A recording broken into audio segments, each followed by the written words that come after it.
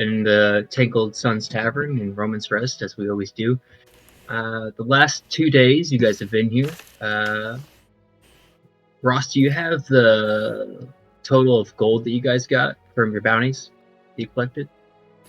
I was actually going to ask Chris that. So I have the money, but it's from the first one that I did. Okay. No, is the answer to that. I was actually going to ask Chris, do you remember how much money we got for... I did not track it solely because I knew I was going to be making another character. I think we lost our fine. money and blew it all then, and that's unfortunate because it was a lot of money. And I remember that. Maybe the twin wizards and Dwight ran off with it. That's probably what happened. However, you guys have had enough to stay at Tangled Suns Tavern and be well fed for the last 2 days. This now brings us to the 13th of Spring's Pinch. Spring's Pinch is officially kicked off. It is 1 day to the major parade in Moores Grove. The announced wedding of Duchess Underfoot is supposed to happen within 1 day's time. At this point, everyone who would be here, who is no one but Dilly, who is the Hamlet's drunkard, who never seems to leave. Miss Webb, who is the accountant, who handles all the proper bookkeeping for allowance, and Roman himself, old grumpy Roman, who is the barkeep. There's also Kobe McCain, who is outside tending to the stables as he always does. Other than that, the last few days have been quiet until about midday on the 13th of Spring's Pinch. Tig, you notice a new face walk through the door. Chris, can you go ahead and describe the character to us? Yeah, so I guess you're kind of seeing like a really kind of like a pale blue kind of face underneath like a really just dark kind of hood, kind of walking in. He's struggling to kind of see his way around, and you kind of look and see like the eyes that you'd consider pretty familiar for. I'm trying to remember the race of the what did we call the Ruse is what they're known as. Ruse. Yes. Okay. Yeah. So as you're kind of looking him over, he's kind of covered up. Probably of note is that for his super dark clothing, it looks like there's a pattern or something to all the stars that are on it. Like it has like plenty of little silvery like bits and whatnot that kind of look like they could be a map of the sky or something.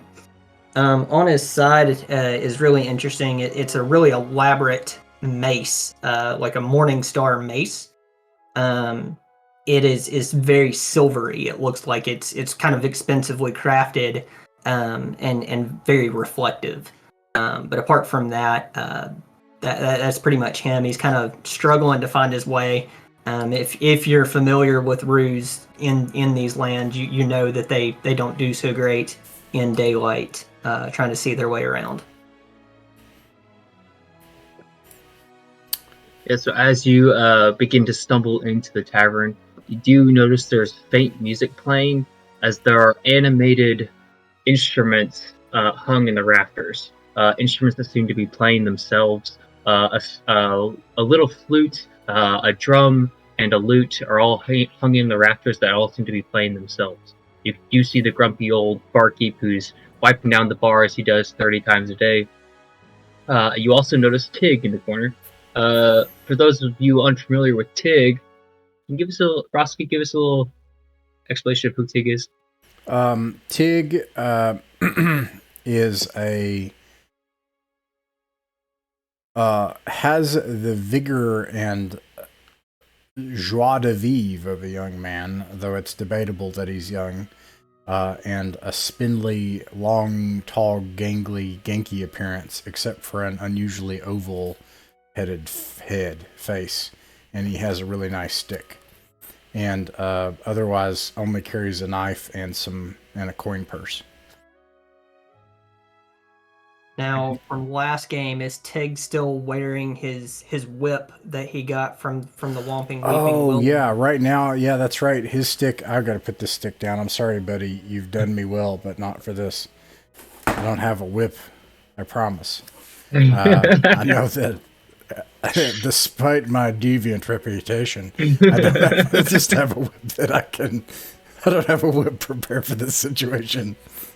Oh, great. Tig, you happen to notice the individual stumbling in. You also happen to notice as it's about midday, you're thinking about heading out for adventuring. You notice that the job board seems to be bare. Where the animated letter you saw just a few days ago is now just an empty nail. And there are 2 bounty posters posted, but each of them are of the Weaselmen, which you have already collected the bounty of. And lost all the money for. Mm-hmm. Hey, stranger. There's no work here. Hey, do you need help? Come on in. I'll lead him into a table. What's your name? Thank you so much. The son and me, we don't get along too terribly well. I believe I said my name was, and I'm sorry, I'm throwing stuff together. Was getting the kids to bed right before the game started. So I said my name was Terek. I am Terek, and I am a shaman of sorts. Study the sky, but mostly at night. Wow. I've met a lot of wizards lately. Look, there's not much work to be had here right now. If you've traveled from very far, we can get you something to eat. And to drink. How much, by the way, you said 3 days. How much does it cost to live here for a day? For a day to live here is a single gold piece. Okay. And if you want food, it's a second gold piece. Okay, so that'd be 5 per day. That's awesome, because that would bring me down from 19 minus 15 to 4. So basically, I do not have enough money left to both eat and live. And I'm like, we got to go find some money. I'm looking at you. I can tell you probably As need you money. say that, you hear loud thunderclaps outside and rain begin to pelt against the building. Oh, hey. The sun problem's fixed. I can definitely appreciate that. And I guess, as he kind of waves over for some water, he probably just kind of focuses for a moment, trying to be a bit pensive. Can I use Soothsayer for kind of like glancing into the future of sorts to see if there's any sense of what we could be doing for some money? Yeah, go ahead. I'll say this is probably nice. an easy check, so I'll go ahead and roll that. Yeah. And you go ahead and roll yours. I think that's a D8, so roll 1D8. Let's go. Damn. The sun was in my eyes. Okay. As you reach out with thoughts, trying to sense stars, guiding lights, you feel just like the actual clouds that must be mustering outside, that there's something is hindering you. Something is keeping you from the knowledge that you are usually able to tap into. You feel a sudden rush of cold wind. At the exact same time, there's a heavy knock of a thud on the door. From my pensive state and kind of glance over towards the door, wondering who would knock on a tavern door of all places. Roman, the barkeep, kind of looks over, trying to peer out the one window, just as confused as everyone else. And he shouts out, "Hey Tig, go check that out." Okay. I go check that out. As you open the door of the tavern, you're almost bombarded by the weight of an individual, a fully clad armored knight. The armor is an ochre color. You can't tell if it's a unique metal or just painted to look so. It's a very lithe individual And right behind them is another knight fully clad in armor, but they are broad-shouldered and their armor is a blue, dark indigo color. The person behind them is carrying heavy weaponry and a large scabbard that seems to have gear attached to it. Drenching in this downpour at the moment, you just hear a voice muffled from the mask of the plated mask call to you. Could you help him get inside? As there's the ochre knight is kind of leaning up against you now. I pull the door to and step out of the way, and I motion inside. You step aside. I help. You step aside. Okay, you do help them. Yeah. Okay, you help them. They make it to the counter. The knight in blue sets all the heavy equipment at the door and kind of shakes his gauntlets a bit before removing the mask. You see a thick black beard and a mane of black hair that has streaks of silver through it, and dark blue eyes which sit next to wrinkled cheeks. He takes his gauntlet, kind of strokes his beard, and tries to sob all the water out of it, and nods agreeably towards you. As he pats the back of his companion, he says, "Thank you, kind one. Here, let us pay for your meal." He pulls up a coin purse, sets it on the counter, and you see Roman says, "Sorry, we don't have. It's been 3 days since the merchants have been in town. We don't have much food. All we have is a few drinks. Some ale left from Emberhill." And the knight shrugs. He says, "Looks like bad luck from everywhere. Come, Lady Eve." And he removes the helmet of his compatriot. Who you see now is a woman with long blonde hair and deep green eyes. She seems to be partially conscious, dazed rather, and she seems to be bleeding from the brow. He removes her helmet, sets it on the counter along with his own, and roots through his belongings on his hip and pulls forth a rag and wipes the blood from her brow. What do you guys do? As all this is going, from my vantage at the table, would I be able to use like eyes of empathy to get any kind of read on like what they might have experienced or how they're feeling as they're kind of coming in? Yeah, I would say there's no roll required. With your eyes of empathy, you're able to feel this exhaustion come from them. A weariness and a lack of hope. Where do you travelers where do you come from? Moor's Grove. We're part of the Order of the 18 Countless Roses. Order of the... That sounds very counted to me. He chuckles, tending to his compatriot's brow. What was the name of the town? Moor's Grove. Moor's Grove. Yep. Okay. Moor's Grove, you would also know, is the same city where the Duchess is taking a new husband. What was her name? Dutchfoot? Underfoot. Underfoot. Underfoot. I was trying to write it fast enough, and I think I got Dutch from Duchess and then foot. Underfoot. Yeah.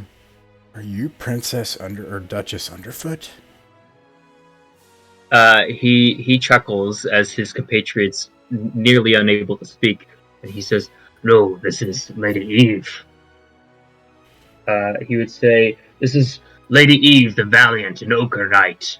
He would then boastfully draw from his gear her shield. Her shield has it's cut down at a 45-degree angle.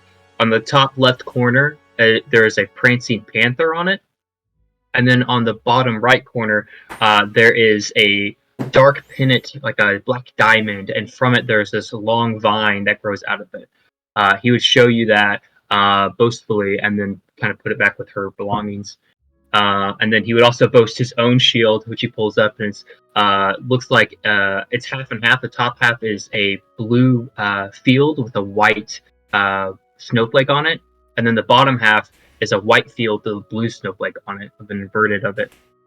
And he boasts his own, and he goes, "And I am Sir Augury, the Sour Indigo Knight. And he kind of puts his thing back. But then he also pulls forth his pauldron, and you see there are a certain number of stars on his pauldron. There are 16 stars on his pauldron. He points at it and he goes, "Whenever we accomplish a deed for the Duchess, we're given he calls it a rose, but it looks like a star. He goes, we're given a rose. Well, And at this point, there are enough of us that the roses are uncountable. But there are 18 of us in our order altogether." whoa. I take my whip and I bend it and I turn it into a salute and I bow at a 90-degree angle. He kind of blushes for a moment and goes, "That's not necessary. Sir," he points at the barkeep. I stay at a 90-degree angle in the way. He says, "Sir, we're looking for famous bounty hunters. They're said to be here. Do you know of who we speak of?" The old man just shrugs. Yeah, I look at the old man and I shrug. He shrugs and he's like, There's not been any bounty hunters in here for years. All we have is Tig, and he won't seem to leave us alone."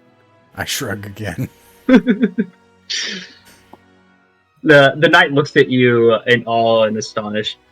And then he looks over to Terek and he says, "Sorry, do you know of where we could find bounty hunters?"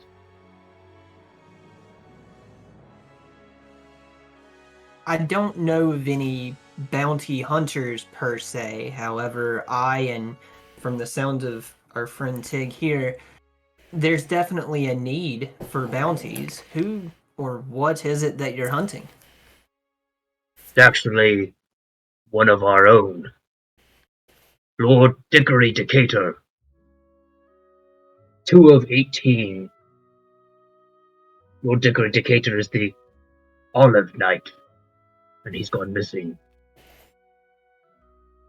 When was the last time he was seen? Would have been about a month ago. Oh, and why a bounty on him? Well, we're getting desperate. You see, we call it the Order of the 18 Countless Roses, because it is getting hard to keep track of the roses. But without the proper number of roses, we can't access our vaults. All of the treasures that we've acquired require all of us to be present to open them. And now, well, we can't remember Dickory Decatur's count, and without him to be present, we can't open our vaults. Wow. I turn to Terek. And Terek? Is it Terek? Yeah, sure. Terek? No, you said Terek. Yeah, okay. that worked too. I made it up on the fly. It works the way. Well, Terek, we don't have enough money for what all there is, and we need a place to sleep tonight. And I don't want to... I don't want to go back out to Kobe and sleep in the stables again. So we're going to have to try to find this night. What do you say?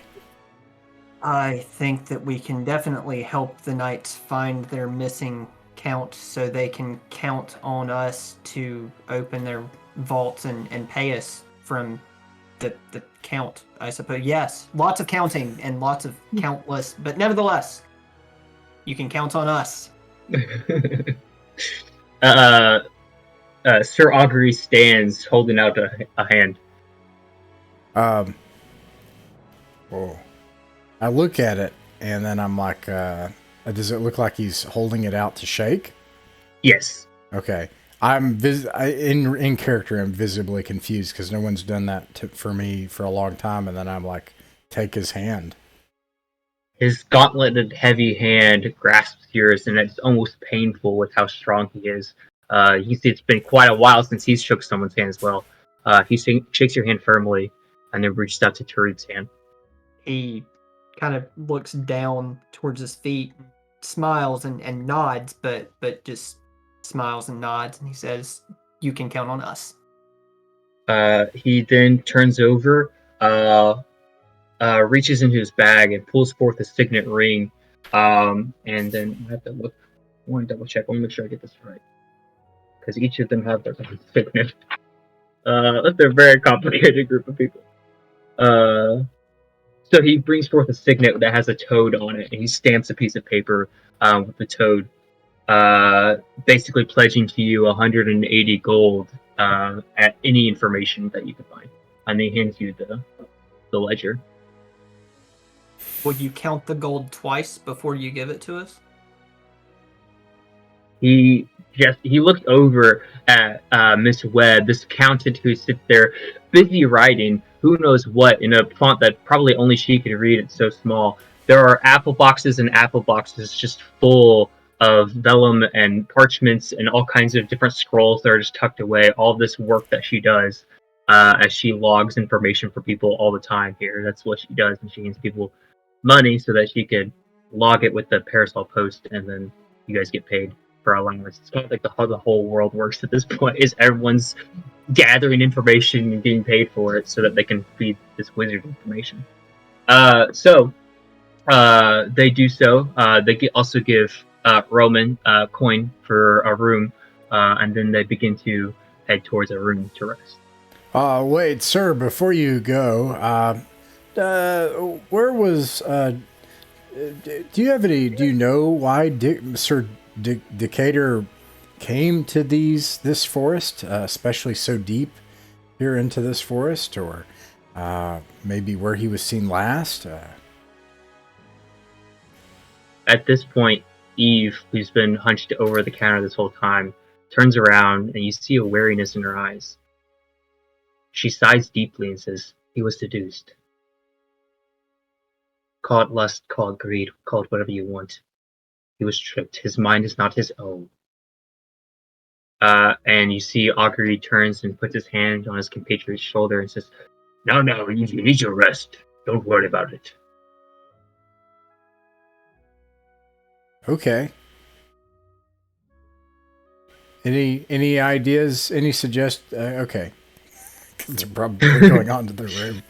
They just leave. I mean, if they want to just general direction, they'd probably tell you head northwest. Oh, really? Because they came all the way from the northwest is where they came from. They came from Moores Grove, and they traveled all this way. Heard there's bounty hunters because you guys captured bounties last time, and sought you guys out, and now they're just giving up basically. Whoa. Oh, okay. Yeah, that is good. Northwest. That gives us an azimuth. Okay, that narrows it down to 1 degree and 359. Yep. Terek. That's only, probably a couple of 100 miles or so that we need to search. You're counting too much. These are countless rows. If you put math towards the situation, we're destined to fail. So never tell me the odds. Let's just carry on. I have no idea what he just said, and then I take my stick whip and I head out into the forest. All right. You step outside as the rain is continuing pouring down on you. It is literally frigid as the rain begins to pelt your skin and sully your clothes. So I probably pull my black starry cloak in as tight as I can. But as we're leaving the tavern, are there any other structures, buildings, popular hotspots, or anywhere that we could probably start to inquire about Dickory Kinsey? What was his name? Dickory Decatur, yeah. Decatur. Okay. Yeah. So let's see. What abilities do you think you would have for that? One of your actions that you can glean information. General. Let's see for information. Go ahead and roll for Wayfinder. I think Wayfinder. that's what I would do. I'll say this is a moderate. Alright, you got a 5. You gonna modify that at all? with you can You use can what, use you endurance can and use luck? Or you can use stamina to reroll, or you can use a luck point to add a d8 to that roll. Let me use. It's just one stamina for a reroll. Correct? Okay.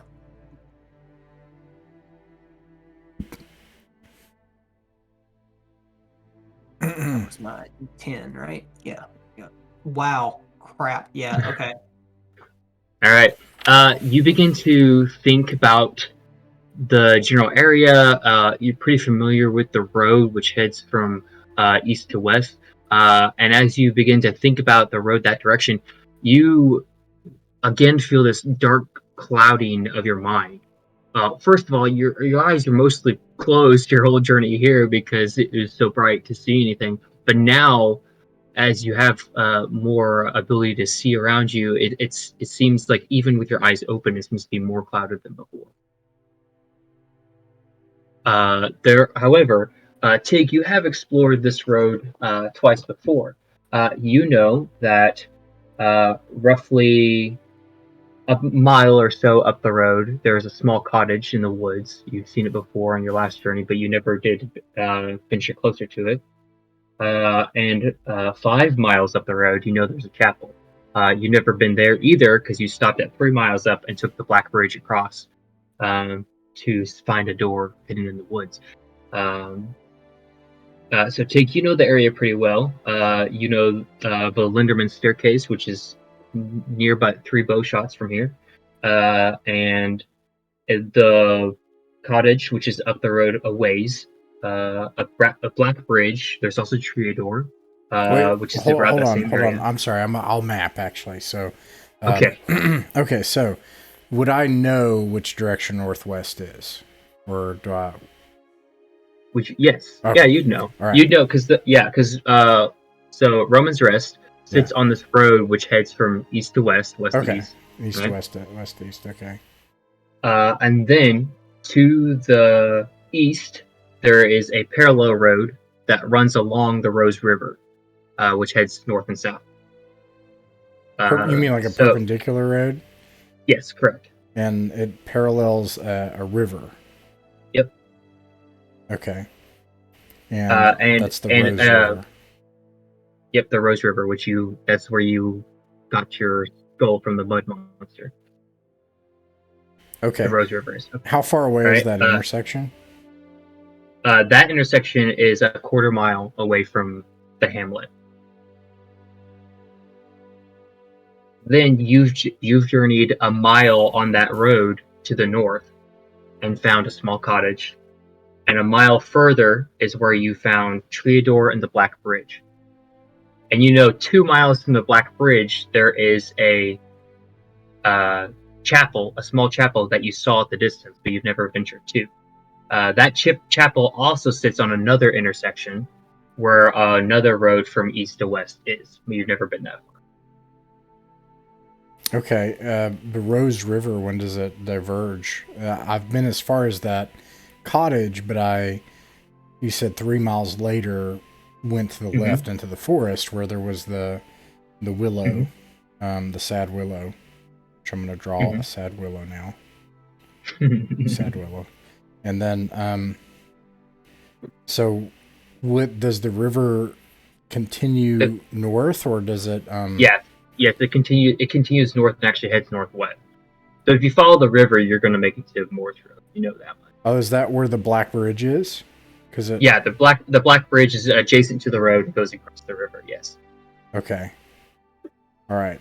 This is and then funny on the opposite side of the river is where you found that door in the woods that you covered up to make it dark so you could go through it. Remember the last dungeon you went through? That's where you found the Weaselman, and you caught the Weaselman. This is why you are an alleged bounty hunter now. Dark door. Yeah, because it was north of the willow tree. Yeah, it's technically west, but it's a little bit to the north. Yeah, it's more west than, or sorry, east. East, no. Oh no, east. Cardinal directions. Yes. Oh. Okay. It's fine. We'll figure it out. You'll figure it out. Okay. All right. So, if we want to head northwest, oh, there's nothing there but forest, actually, as far as we know right now. I mean, the furthest north, yeah, the furthest northwest you've never been northwest. You've been a little bit to the northeast. You've never been. All right, I think we should just go. We should do it. Okay, so you can either I'm trying to let you know there are two roads that you know of that head west. The one of them is at the hamlet where you are now. You can start that direction. But you could also go the way you've already been and To see the chapel. To the chapel. Yeah. And the chapel has another road that heads to. So those are two roads that you know of, and you can take whichever one. But we would have to. If you want to start heading west now, that is technically the best. Yeah.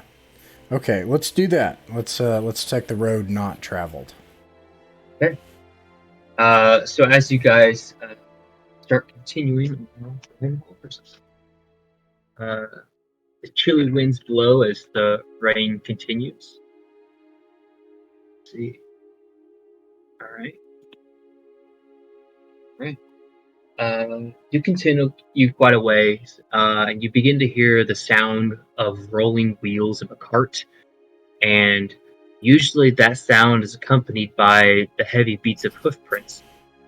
But instead you hear a pitter-pattery sound that splashes in the wet cobblestone street. You see, about a mile down the road, you begin to see this image come clear to you of a very small stagecoach. A stagecoach about 1 foot by 2 feet in diameter. A stagecoach which is being drawn by a black rabbit which has these thistles coming out of its head. It is tumbling towards you at a very quick speed. How overcast is it? It is like in the middle of a downpour. Like it is still pouring rain, so it is very overcast. Terek, quick, get out of the road. A rabbit's gonna hit us. I mean, a wagon. I mean, a rabbit in a wagon. Hearing the word rabbit, I hop back out of the way instinctually to see, and then glance over to see, what's rushing towards us. All right, you guys step to the side of the road. As it becomes quite clear to you, there is a very small stagecoach being drawn by this rabbit. The cart stops short of you guys, about a bow shot away. Stops, and the little stagecoach opens, and you see this little person wearing this bright green top hat kind of peer his head out into the rain. You hear a voice, "Oh, sorry, I didn't mean to run you all off the road. My apologies." It's okay. Hello. Hey, have you seen a knight in really lavish armor around somewhere? A what? A what? And he goes, "This is ridiculous." He steps out into the rain, sloshes, and he stands in a puddle which almost comes up to his waist, even though it's only a few inches. He opens up this small compartment in the back of the stagecoach, and he draws out this vial almost as large as he is. He pulls the topper out of it, and this purple plume of smoke comes out, filling the air. And as it does, the rain that is pouring down stops. And you look up, and there was this soapy, semi-transparent, but also semi-elusive bubble that's kind of forming around you. A soapy bubble dome appears, giving you guys shelter over this small area of the road. As that happens, he stops talking for a moment, takes off his top hat, kind of shakes the water off of it, puts it back on, and he goes, "Let me introduce myself. I am Deligan Morgani, Hawkus Porkus of the Hawkus Porkus Emporium. My pleasures at your acquaintance." Delegani? Delgani, Morgani, Hawkus Porkus. Delgani, Morgani, and this is a rabbit. No, this is a small person.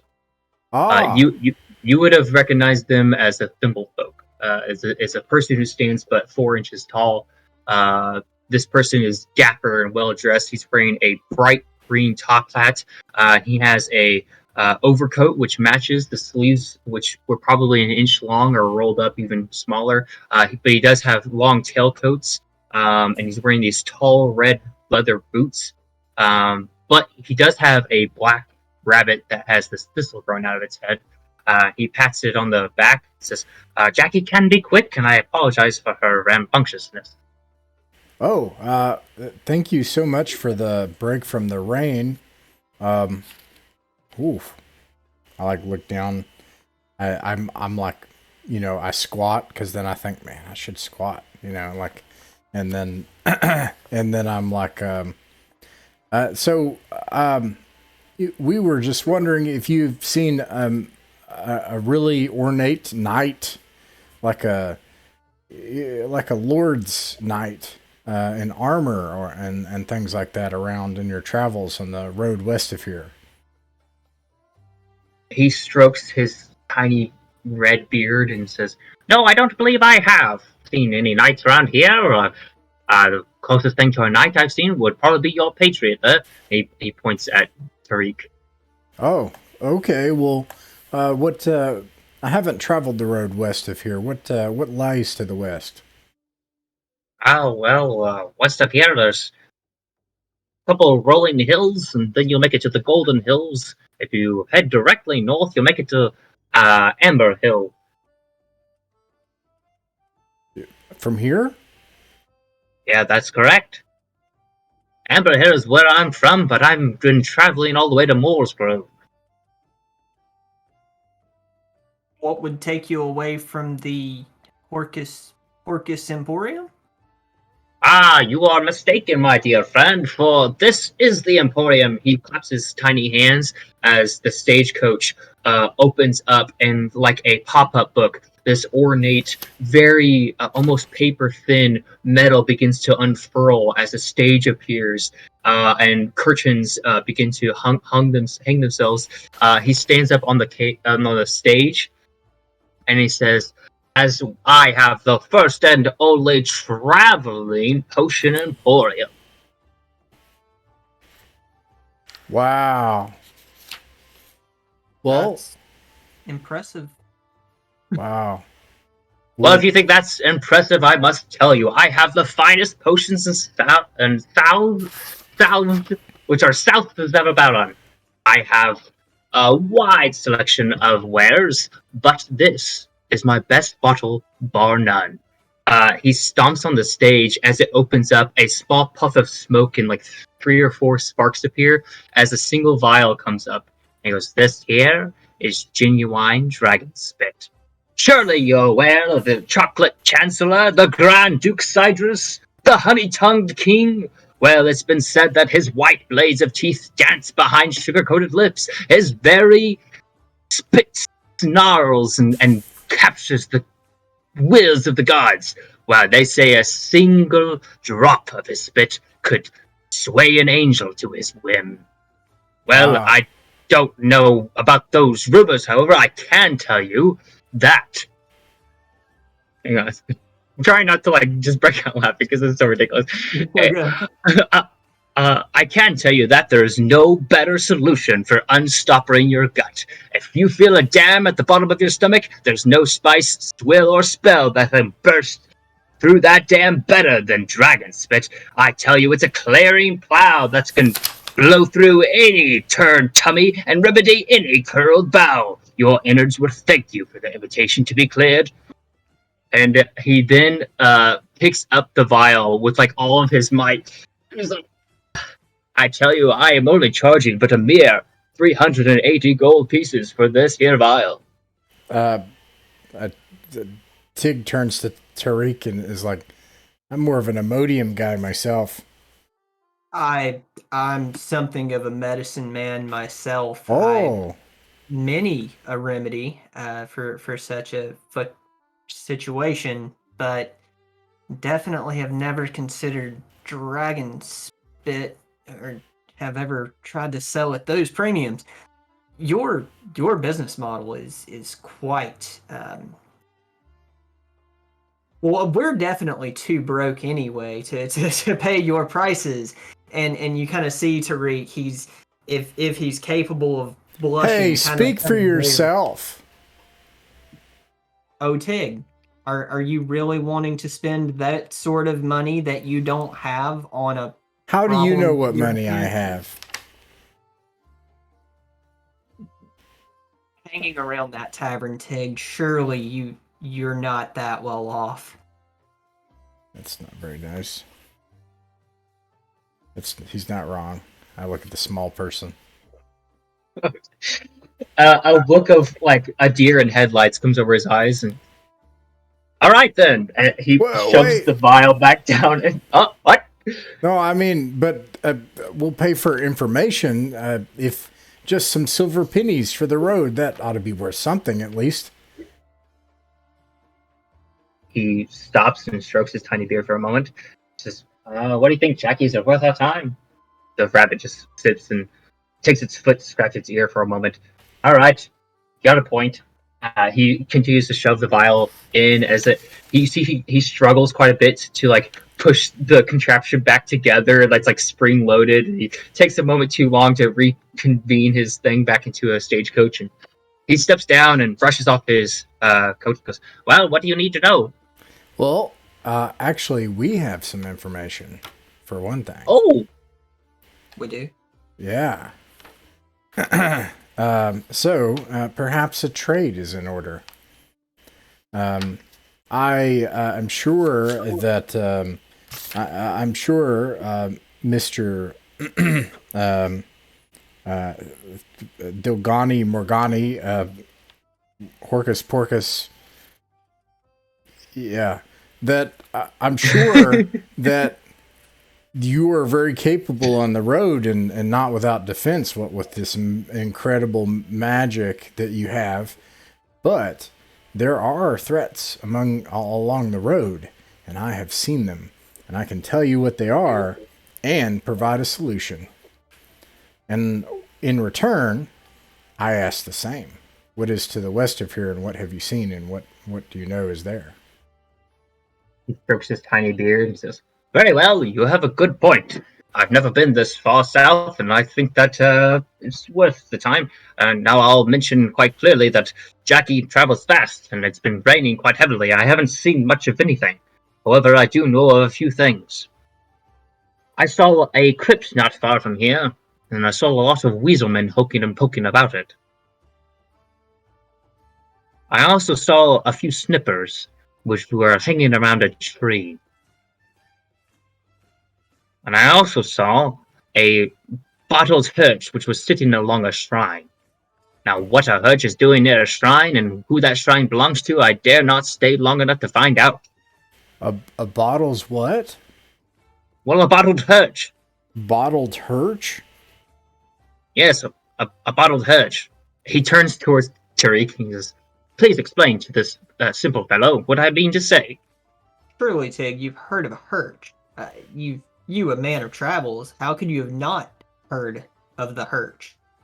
And as he says this so convincingly, he's attempting to recall just what a Hurch might actually be. All right, so I think you could either use your remembering markings, but I also think you have a chance for soothsaying on this as well. So which, Soothsaying? Yeah, yeah, I let's think go so. for soothsaying. Okay. So it's an easy check. So. Oh, a 6. Okay. All right. With a 6, you begin to think of what a hurch is. You've heard of a hurch before. Hurches are these amphibian-like creatures that have a knack for building things.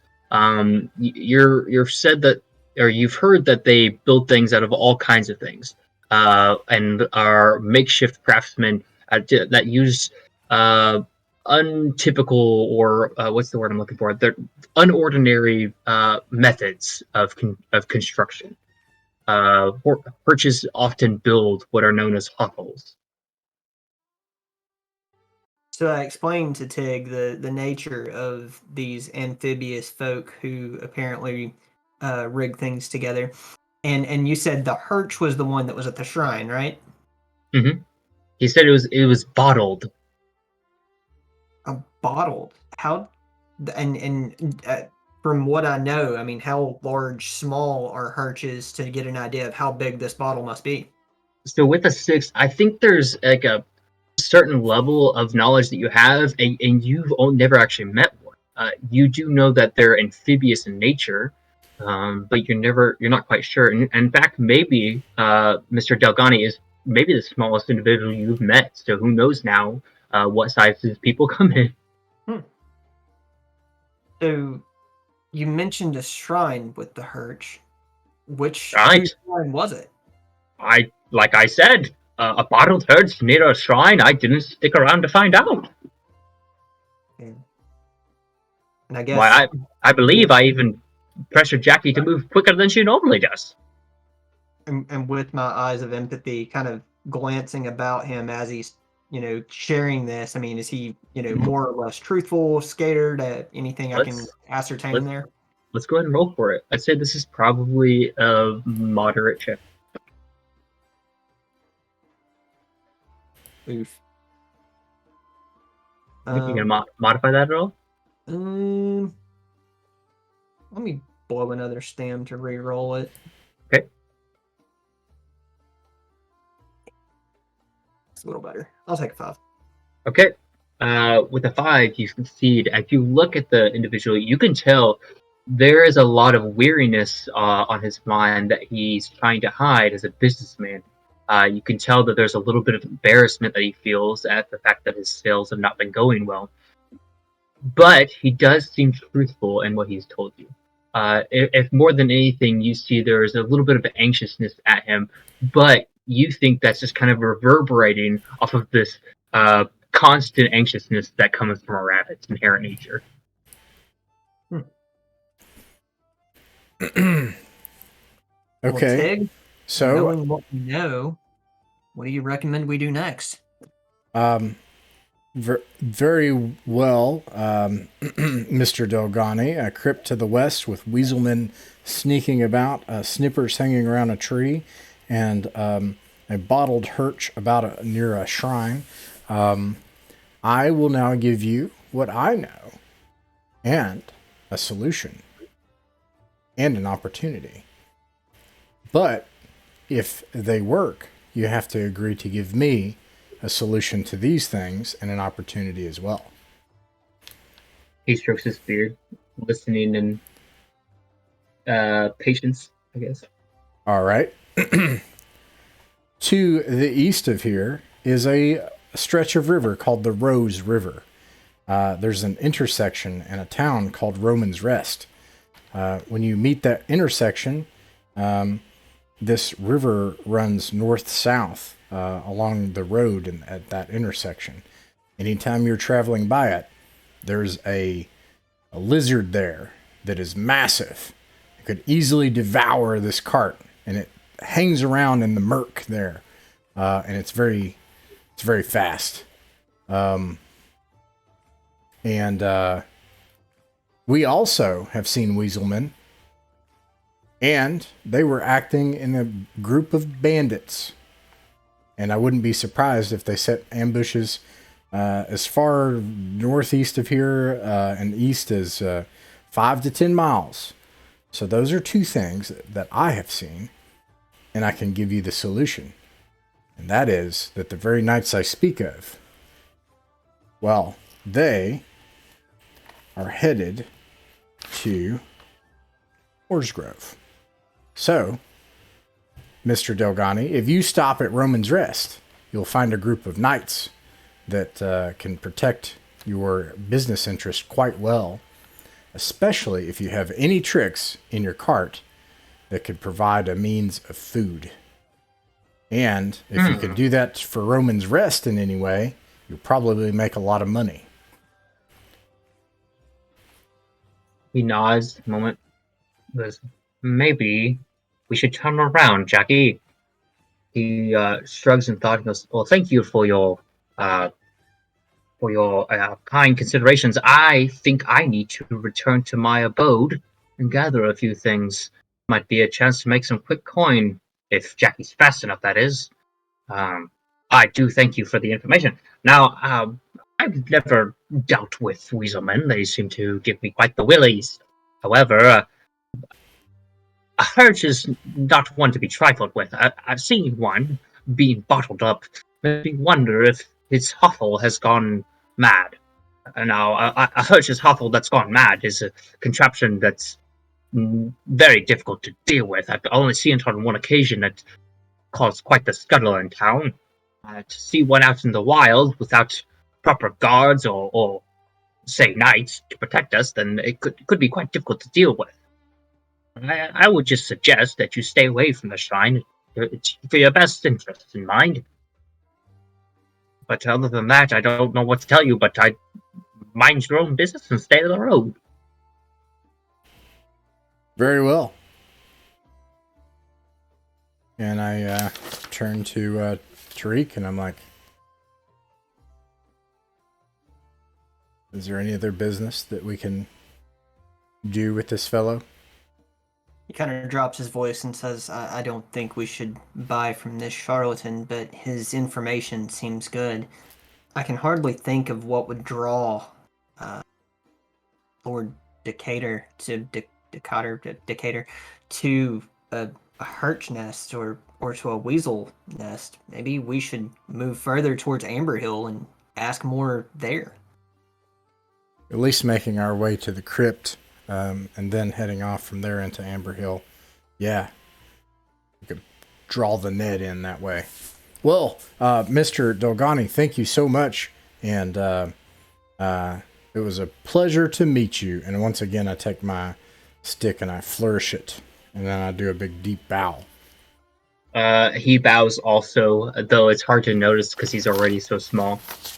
He turns around and he says, I bid you adieu, as he steps into his small stagecoach, does a 180 and heads back in the direction he was, but double the speed. As the small head of the rabbit pops at the edge of the bubble bursts as a wave of water rushes down on you as the rain continues. We could have used that bubble. I mean, it was like a... It's delightful. Oh, yeah. Right. All right. Yeah. I guess we continue west along the road. What do you think, Chris? Yeah. At least great. Until I don't know where Amber Hill is. He said that there were two hills, and then he said Amber Hill was to the north. I mean, if we see hills, we're in the right direction. So yeah, that's something. Onward and upward. All right. As you guys continue down the road, the trees begin to thin away from the undergrowth, which grows taller and taller. You end up finding yourself along the road with tall reeds of grass, which stand nearly chest height in areas. As you continue down, the rain does not seem to cease.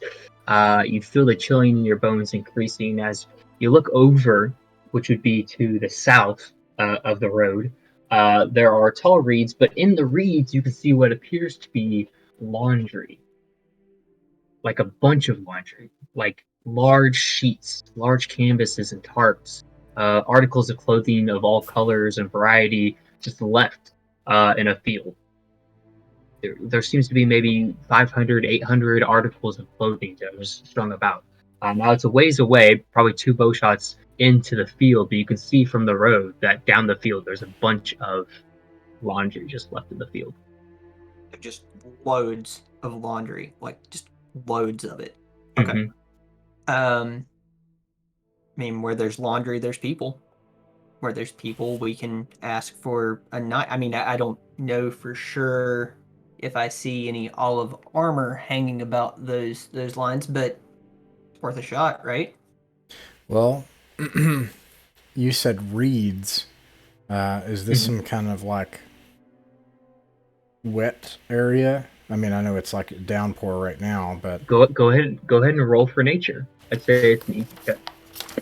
Because if there are a bunch of clothes but no people, it could also be that something ate them. Or they ran from something. I think I'm just gonna keep that. All right. as you begin to look towards the laundry, you do happen to notice that it appears to be a field or a meadow, but it is a meadow that is deep at the bottom of a slope. So it seems to be somewhere between a meadow and a wetland. It appears like as your eyes kind of look out to what you can see, even though it's heavy downpour, you can see about a mile or so. It appears to be more of a marsh-like area. So the further south you head from this direction, it would end up being like a wetlands, yes. But the field of where you can see the actual clothes at this distance, it looks more like a field or a meadow. I think we should stay on the road because he said to. I actually think it's till we get closer to the hills. He had said that we should stay to the road. I agree to that. All right. Okay. You stay on the road and continue. The road begins to slant towards the north as the sun starts to dip down. You can tell because the darkness on the western horizon begins to deepen. As in Orokin, the sun rises in the west and sets in the east. The direction you are heading is becoming darker and darker.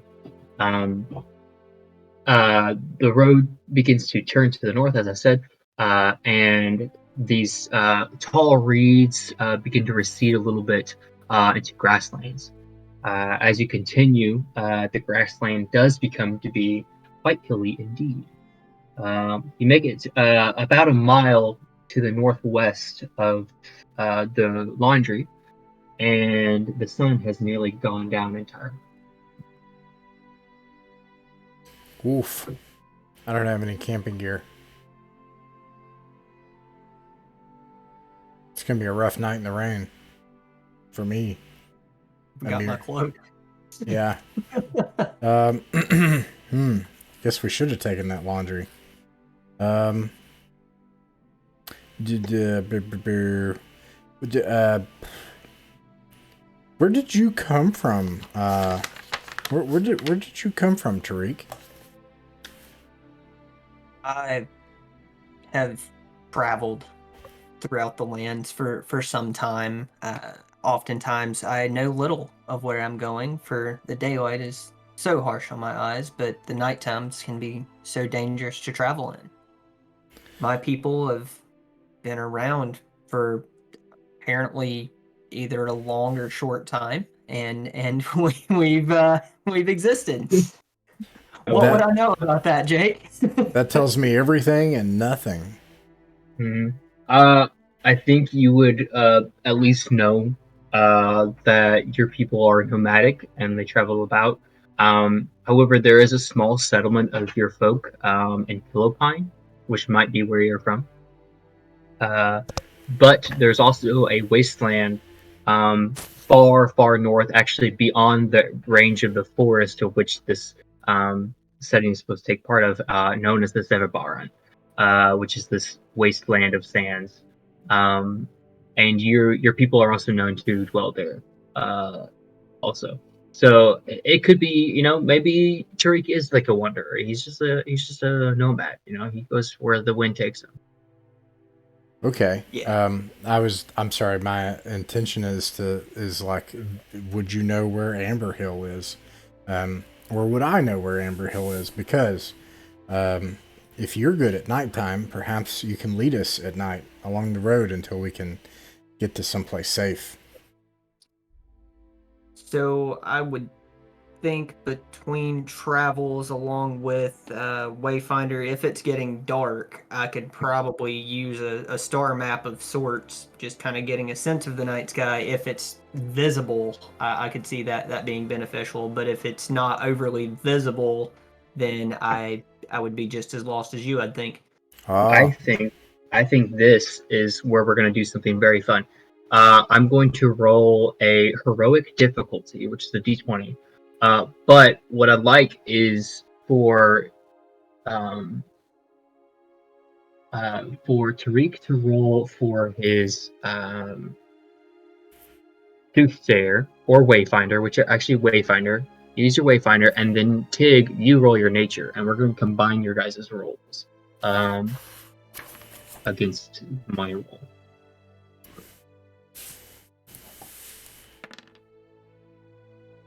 I'm also going to use one of my luck.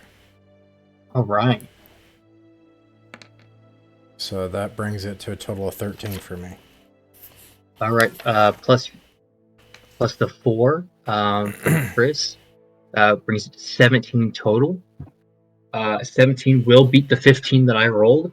As you begin to use your powers of wayfinding and try to sense your way around with the stars, you have a difficult time pointing through the stars because of the deep clouds that are rumbling over the hills. However, Tig, with your natural affinity with the nature around you, you're able to find a few stars. And with the guiding help of Tig, Terek, you are able to find enough stars to gain your bearings and find a way towards what you are seeking.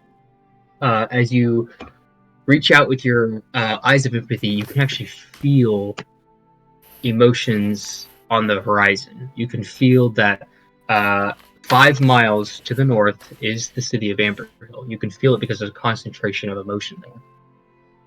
You also can feel this sorrow, and the sorrow is nearby. And in fact, it is just to the west of you. You feel there's a bitter sorrow.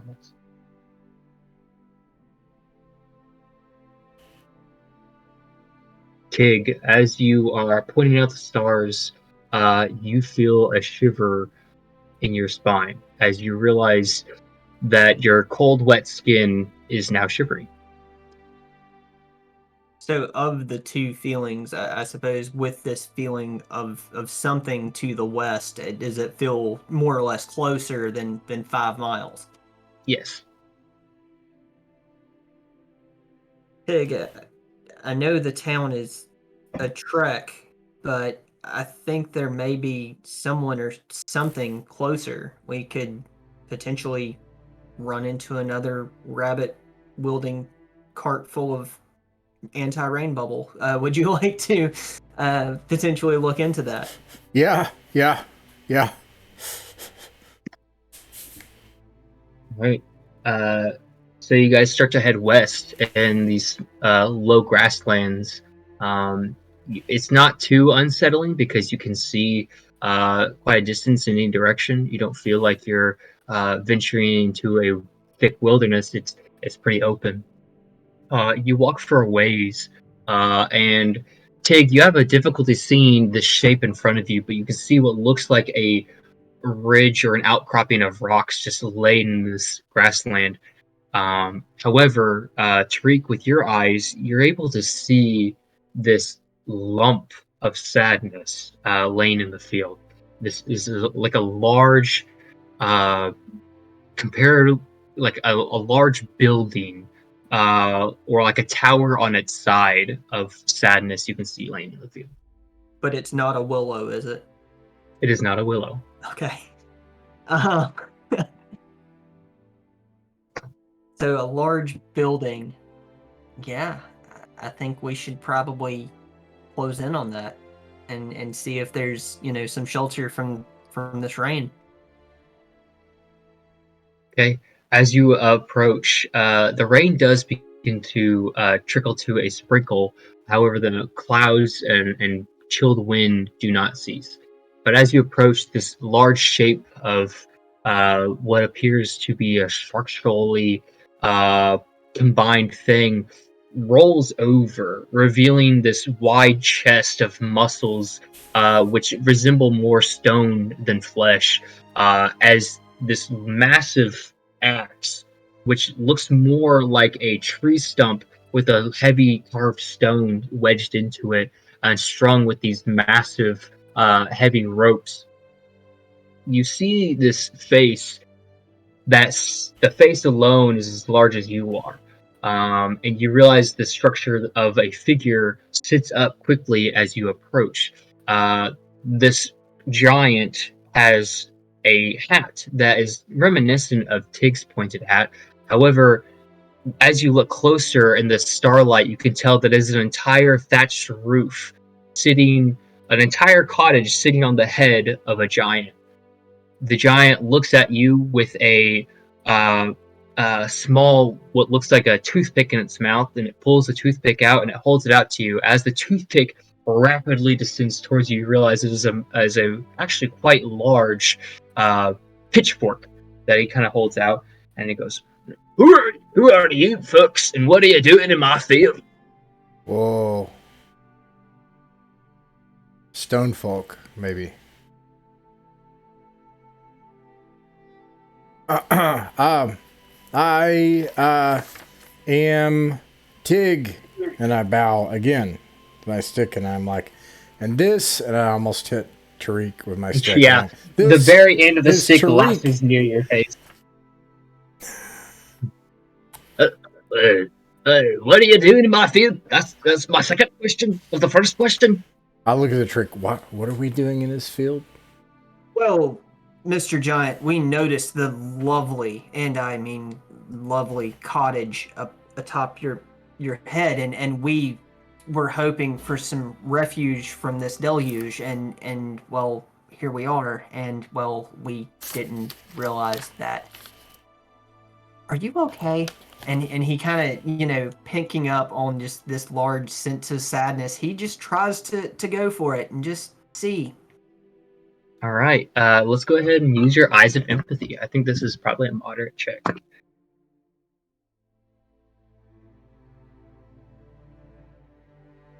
D8 on eyes, right? Yeah. Yeah. Oof. Let me use a luck to reroll that. So stamina rerolls, a luck adds a die.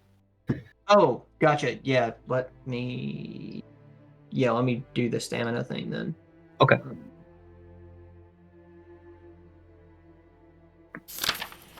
Oh, 28. That's much better. Okay, yeah, we'll take that. All right. With a 6, you meet it, which beats it. You look into his eyes. His eyes themselves are like a hearth. Each one, you see a faint light behind these heavy outlets of stonework. He kind of squints for a moment. I mean, you see the toothpick rolls in his large mouth and says, I seem to have lost my herd.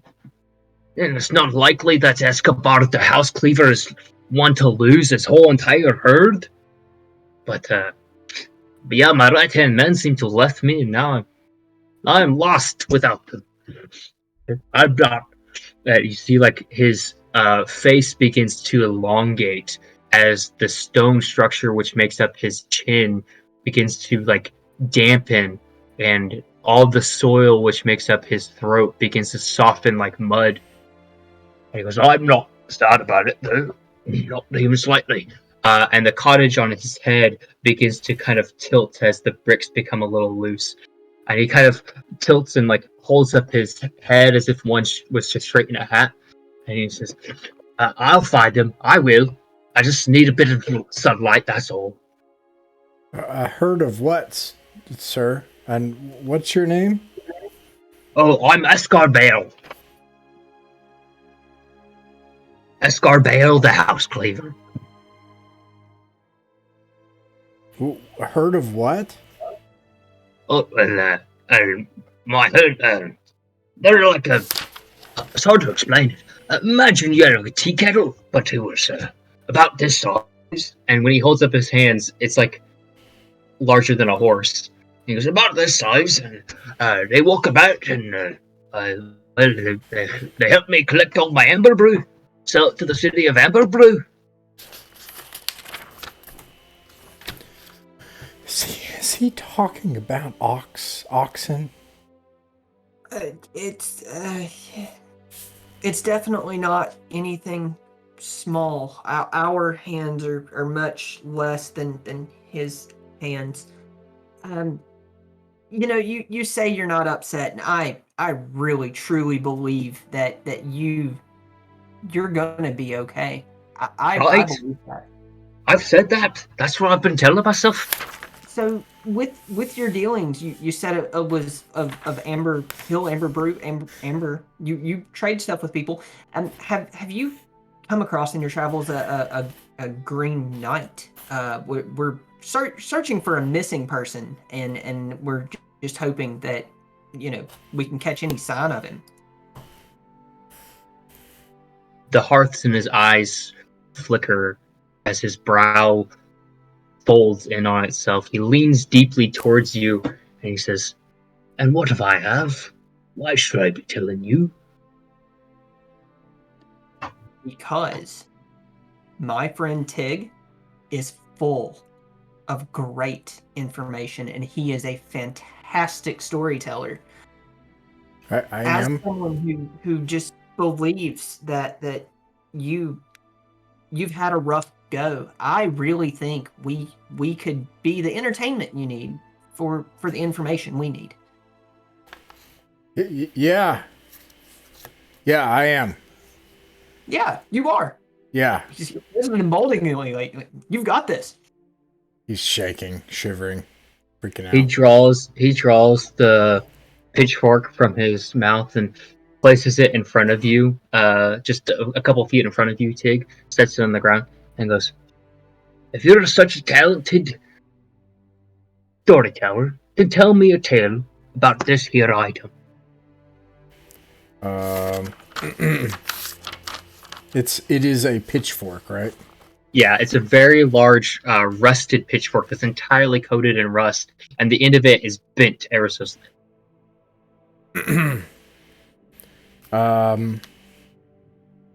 I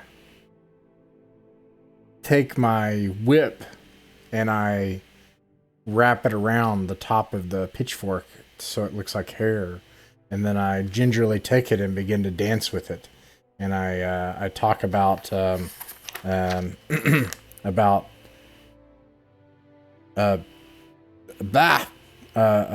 I have this, it's not a princess, Duchess Underfoot, and about how, like, not, I start to sing a song about how, like, don't worry, the road is long, the forest wide, but my love is longer or wider than both, and all this kind of stuff. And I start dancing. Because he's doing that, I'm using my cosmic calling for any stars in the sky to twinkle just a little bit brighter and hopefully add to just disco lights. All right, of this performance.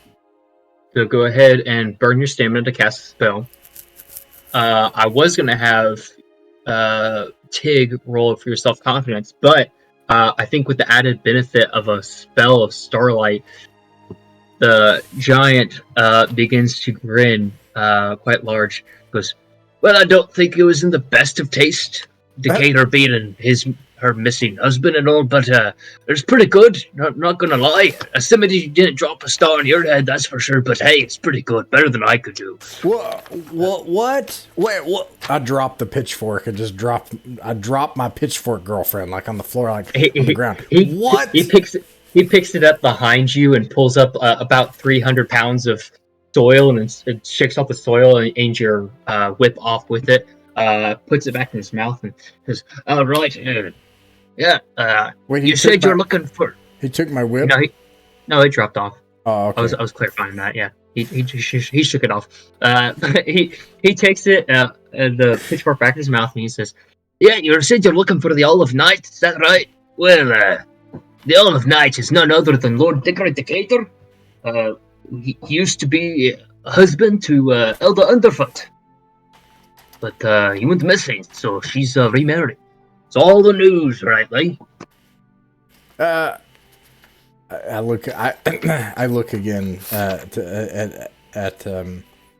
Terek, and I'm like, I didn't think the stone folk kept up with the news so well. Well, he told you he trades beer with people or something. That's a good point. And he's here by the road, and obviously he's a homier person. Look, he's got a house on his head. So obviously he's more well informed than your average stone folk. Nevertheless, so you mentioned, Mr. Giantster, that she had taken a new person. How long had he been missing before that happened? He takes a moment to think, looks up towards the sky. He plumps back, and as he does, the ground kind of goes down for a moment, and the earth kind of shoots back up as he sinks into the field. And you see him nuzzle an elbow into the soil. When was the last time I saw Dickory? What to say, I saw him 4 days ago. Yeah, maybe it was 4, maybe it was 3. I think it was 4 days. Yeah, 4 days ago I saw him. Now, he was on his trusted steed, as he always is, old Buttercup. And Buttercup was looking awfully hungry, and I gave him a few extra rices than I normally do, but he took it, and, well, then he said he was off to somewhere he'd never been before, and on an adventure. And I told him, now, Dickory, don't go and get yourself lost. That's what I told him. I swear to you, that's what I told him. Told him not to get lost, but he must have. I haven't seen him since. Do you know which direction he went? Aye. He rolls over and he points directly south. Okay. He says, he was heading that way. He says something about a crimson castle or like a red cottage or something along those lines. Can't remember his words. Well, it's very dark and very cold, and can I stay in your head? Kind of taken aback and shocked. Let's see. You don't really have any skills for this, but I would like to have you do a cup of tea roll against an easy check, and we'll see if this works.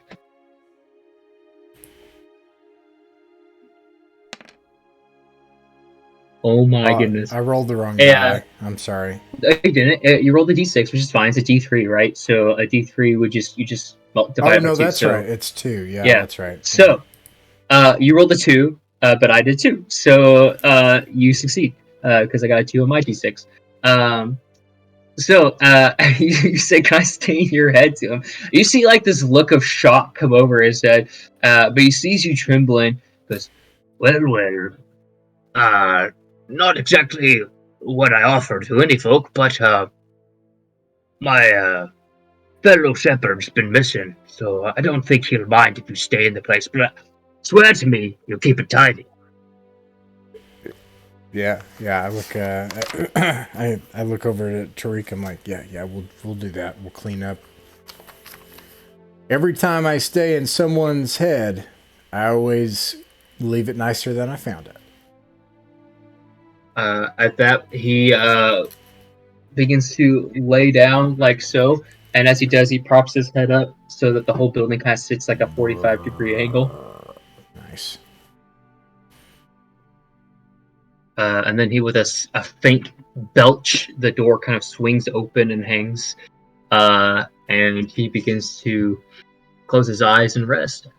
I dance into this warm, maybe not entirely dry building happily. Mm-hmm. I'm like, yeah, and I like take my stick and I dance inside and find a place to sleep.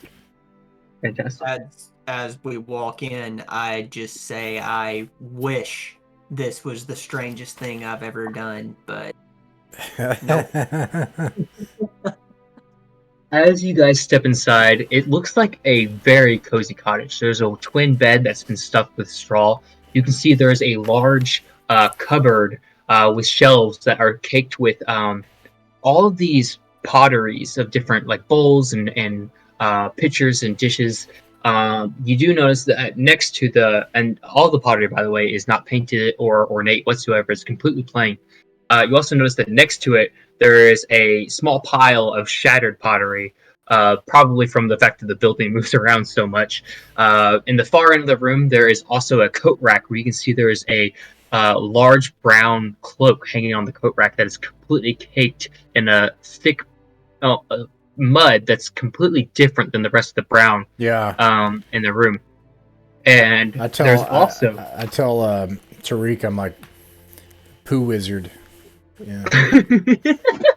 Yeah. As you say that, you also notice with like a snore that comes from Escarbale, there is a rattle that kind of comes across the floorboards, and as it does, like a typewriter brings out from under the bed the head of a goblin, just a severed head of a goblin. A what writer? What a typewriter? You know how there's a lot going on here. You got to forgive me, okay? No. Okay, yeah. So as a typewriter I'm just moves, I'm trying to get from cozy cottage inside Giant's Head, and then there's Goblin Head, and then somewhere in between is typewriter, and I'm just trying to get these things to get together. That's how I imagine the movement looking. So as the giant snores, the floorboards rattle. So as if riding above a typewriter. Yes. So instead of rolling or tumbling, that's how I imagine it looking. It kind of jiggles. This goblin head jiggles across the rattling floorboards till it makes it to the center of the room. Oh. And then as the snore continues, it just kind of rattles about on the floor, not in any particular direction. Ooh, that was a snack, I think. Well, we can let him know it's there in the morning. I think our best option is to probably try to dry our clothes as well as we can by this warm fire and try to get some rest for the evening. What do you think? He's actually already asleep while you're saying that. You turn around and he's like, oh, he snores really weird. All right. So we are resting, but we do not have any food. So you can each roll a d6 and regain that many stamina. Up to the maximum of 15.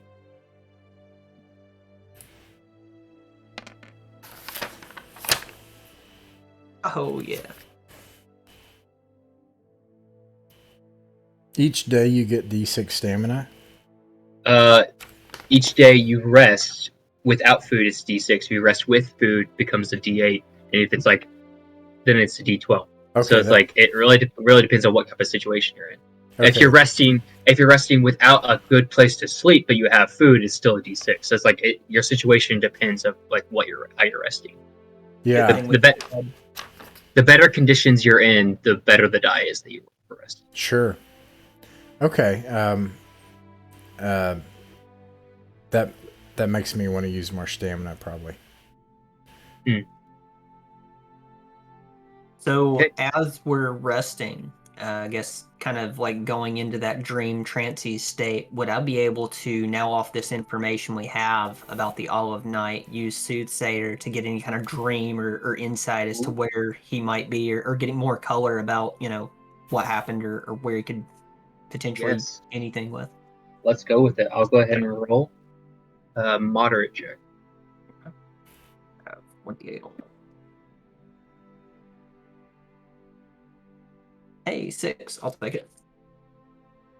6. 6 will succeed, but I need to decide what kind of information you'll be able to glean.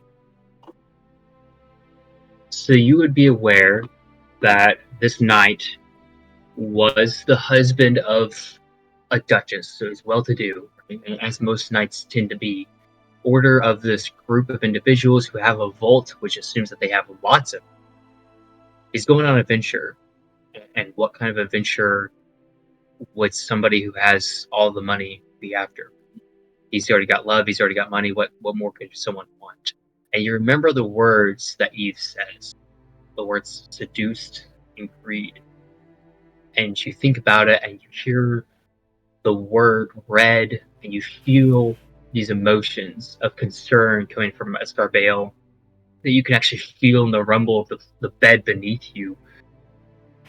And you sense this vision of a mansion in the middle of the woods. This mansion with stones and bricks made of red, these crimson roof tiles, these dark scarlet shutters, this completely red building that's just coated in red of all colors. And you see lurking about the shutters of the window and fluttering about the roof of it, you see these tiny wings these tiny pixie wings that flutter about with a sense of mirthful joy and a sense of jauntiness that it's unrivaled. And you picture this building, and you see that there is this thick thorn that creeps around the edge of the building all around. And that's what you see. Interesting. Yeah, I think I would probably, upon waking and kind of hopefully seeing Tig start to stir, probably just kind of relay kind of just what I'd kind of envisioned with that. And you should know, Tig, my visions are at least 20/80 on accuracy, which is great for my profession. So I feel as if we should go towards this mansion. 2080? 2080 what? Don't worry, it's about a countless night, so don't worry so much about the numbers. Yeah, I can't count so great anyways. I pick up my stick and I'm like, all right, let's do it. And I walk out the door and I'm like, wait! We need to take a good 30 minutes and clean. Ew. And I like go over to the goblin head and I take either side of my whip and I like scoop up the goblin head like it's like a pool scoop or a doggy scoop, and I'm like, ew, ew, ew, ew, ew. And I throw out the nasty goblin head. All right, you throw it out expecting to hear a thud, and there's no sound of the thud as you throw it out the window. All right, and then I take the pottery and I sweep it with my whip into my hat. All right, sweep it in. And then I take the broken pottery and I throw it into the fireplace, and I stoke the fireplace and I clean it a little bit. And then I use my whip and I try to like dust the floor up and I make the bed back. Yeah. And while he's doing that, I've got my medicine, I guess. I'm kind of putting random herbs into a tea kettle to put over the fire just so it has a nice calming, soothing, giant please don't hurt us aroma. Ooh. Nice. Makes me want to have a nice, pleasant aroma. This is not anything explicit, don't worry. Although I can't promise that won't change in a year or so. Oh man. Alright. You do so. The place looks immaculate compared to as you arrived. You do notice, however, Terek, that there is a blinding darkness coming into the room. As the Ruse see in an almost negative light, light is entirely blindingly dark. Tig, buddy, as I pull my cloak up, I'm hoping to just get at least, this much to be able to sort of see in a shadow light. He's like, it's what you would consider a beautiful day out today. Nice. So please take point and know if anything major is going to, well, if I'm going to collide with anything. I'm so sorry. Man. What tell me about your people. And as we're walking out and heading out, is the giant awake? You say so. As you open the door, you step half a foot out, realizing that there's nothing but clouds in front of you. And you look down and you can see the ground is about 300 feet below you. Oh no! I see nothing because I just. I'm grabbing him. I'm like, nope, no. I'm sorry. I didn't. He stood up, and we have a problem. Do you have any magic? I have lots of nighttime magic for stars and the like. But for if we're up in the air, this is tricky. Kudos to this giant. This is the smoothest ride I have ever been on to be gating about in a cottage above someone's head. That's just kudos to him. Excuse me, Mr. Escarball. The whole building kind of judders a moment, and then you hear a very loud. It almost sounds even louder in here than it did before when he was speaking directly to you. You hear, oh, I forgot you guys were in there. My apologies.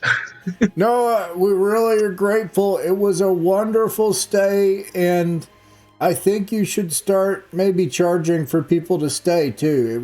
It's a really wonderful place.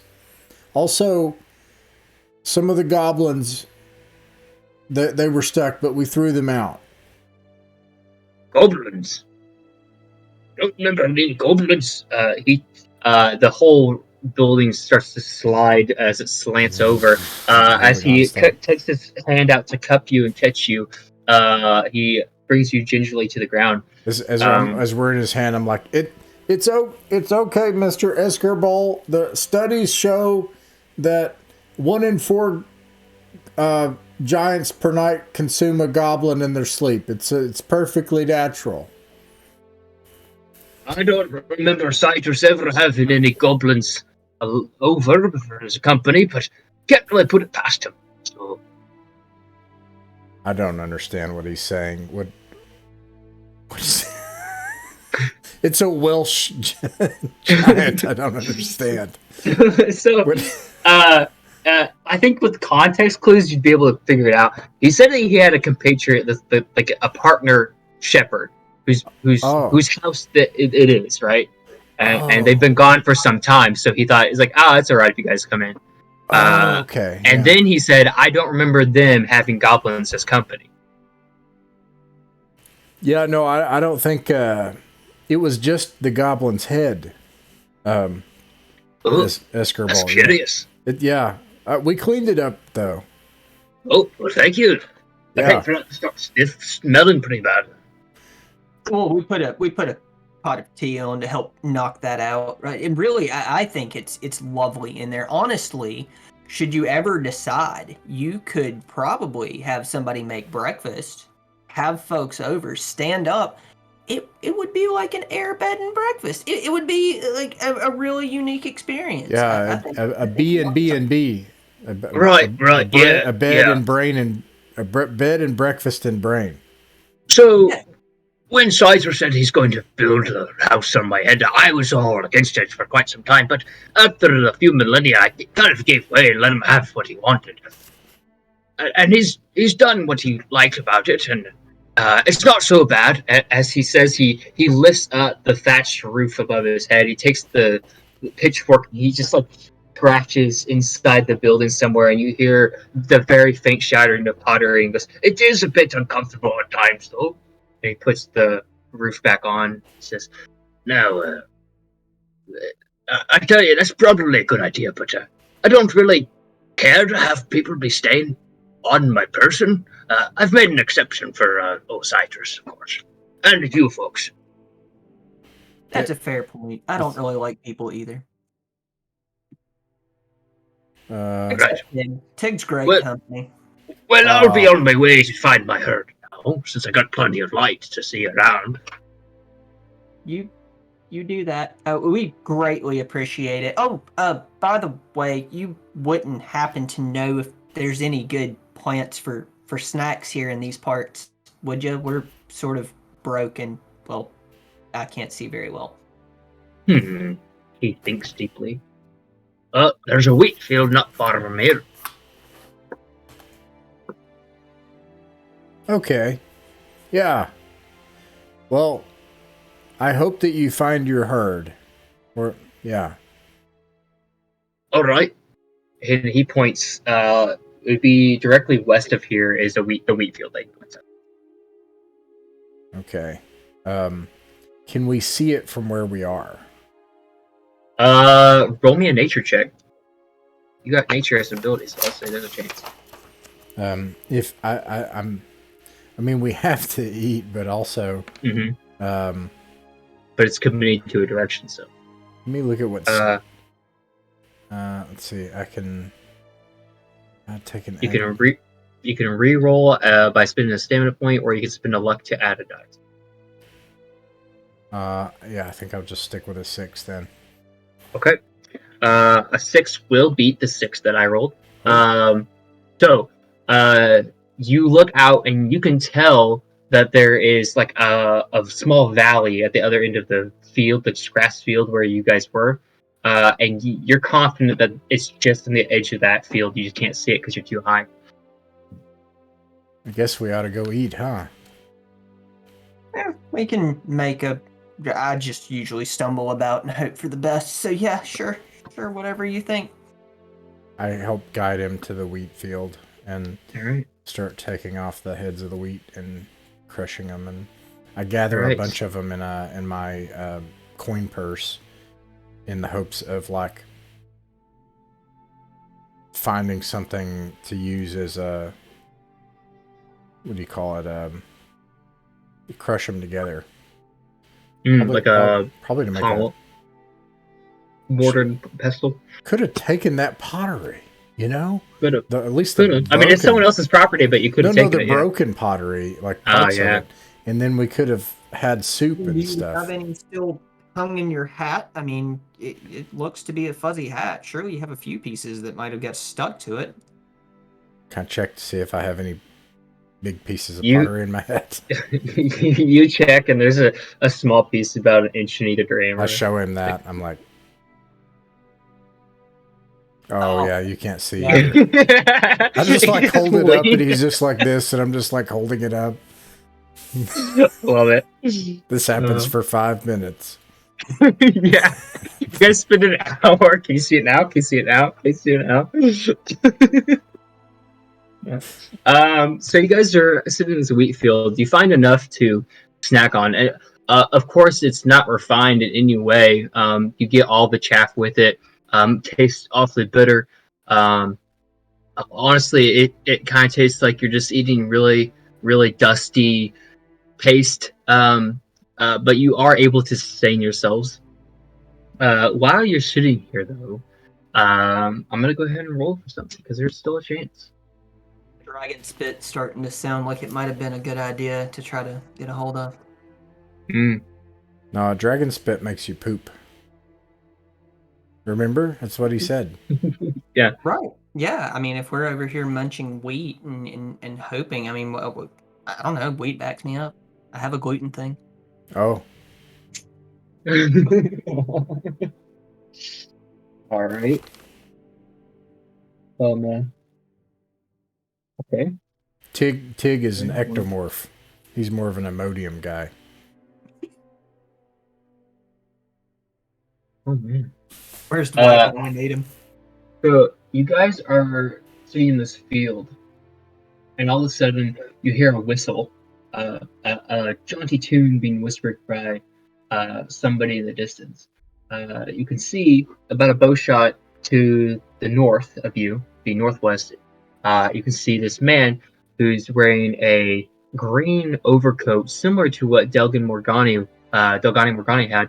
However, he's wearing this hat, which is basically par for the course of a Robin Hood hat. It even has the red feather in it and everything. And he seems to be whistling a tune, and you see he's twirling his finger about in the air. And as he does, you can see there's this glimmering light of gold shimmering off of whatever it is he's twirling. He's too far away to tell exactly what it is that he's twirling on his finger, but he seems to be quite happy about something, and he's just marching in the field south back towards Escarbale. That you guys saw before. Actually, that wouldn't be towards him; it'd be south. But regardless, he's heading south. Ho, sir. Hello there. So you call to him. The whistling stops, and you see him duck in the field. And you lose sight of him in the field, but you know he's there. You know that he's. Is this a big man or a tiny man? He's a regular man. It's a regular man. size. I'm a regular man. I'm a regular man. So he's a regular sized human. But you see as you call for him, he ducks and tries to hide in the wheat.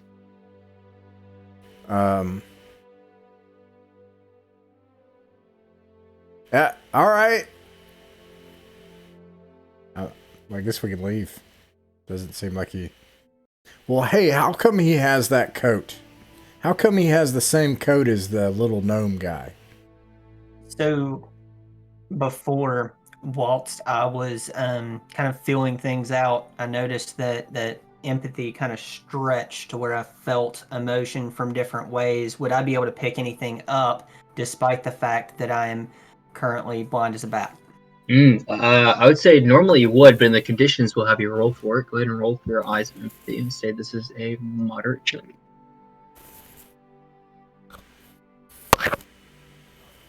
So you just crit, so go ahead and roll another d8 and roll that and add that to the total.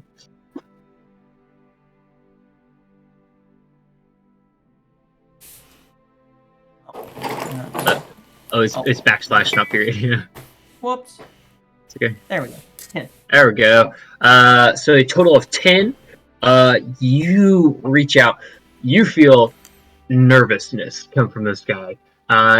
You get the sense that this person knows they don't belong in this wheat field and is fearful of being caught. Whoop. Oh, I don't know that. Yeah, I think this fellow might be trouble or in trouble, but I don't know. I just have this feeling. Ooh, well, I don't want to be in trouble too. Maybe we should leave him to his fate. I concur. We had our snacks. I think he can keep his troubles to himself, and we go hunting for olives. Yeah. You guys begin to talk to each other as you see the person ends up giving up on hiding and starts taking off running towards the south. Oh, all right. That wasn't the Olive Knight, though, was it? That would be bad. I mean, he wasn't wearing armor. Okay. That's okay. I say that in character, and I'm like, all right, well,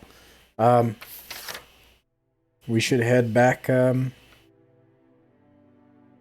Let's see. We headed west, so now we should head south by southeast. I'll take your nature checking word for it. At night, I will let you know for sure where we're at. But until that point, I will hope for the best. Yeah. All right. So you guys start heading southeast or south? Well, I don't think we should risk it. So if we see where, I don't mean to overcomplicate it either, but we want to get back to a point to where we can be certain that we're heading south, like he said. Okay. So yeah. So I guess in a way you do follow the guy who took off running, but not really in any, because that's the direction he was heading to. Yeah. So. Okay. Yeah. I will say, do you watch him as you find yourself traveling the same direction? Do you watch him in the fields? I mean, if we can see him, I would. Yeah. Out of curiosity alone. Okay. So you watch him in the distance, not really trying to follow him, but you do head the same direction. You watch him in the distance. He squats down, and you see him pick up this large package, this parcel that's wrapped in a cheesecloth. You see him pick it up and start huffing it further west. He's probably 2 bow shots away from you, like a pretty good distance away from you. So the thing about Tig is he dances with his stick a lot, like you do, Like you do. like this kind of like stuff back and forth, and then like he puts it on his head, and then he like does a little kind of Russian dance. Still, he dances with the stick a lot. Okay, so he's dancing with his stick along as they're traveling, like he always does. And he's like, "Man, what a strange man." Being blind to Tig's actions. And then you can't even see anything. You're like, all right. That's the case. What a weirdo, right? This is why you don't play a drow. This is fantastic. I love it. I'm just like, I can't do anything. I'm blind. And I'm gonna be like, what do you think about that? And then they're like, I'm blind. Yeah. You do sense a bit of joy and curiosity coming from Tig. as you guys continue to the south, you find yourself coming up along a ridge of rocks. At first, you thought, oh, maybe this is similar to Escarbale, this lump of rocks. But as you approaching it closer, you actually see it as a large cliff face of rocks that go in an upward direction, jagged around. If you want to see where that guy went, you can roll a nature check for me if you're that curious. But if not, we can continue with what we're at now. You don't know where he is, and you are at this cliff face. Well, the more important thing is to try to get a sense of where this red cottage is. Now, Terek, Tarik,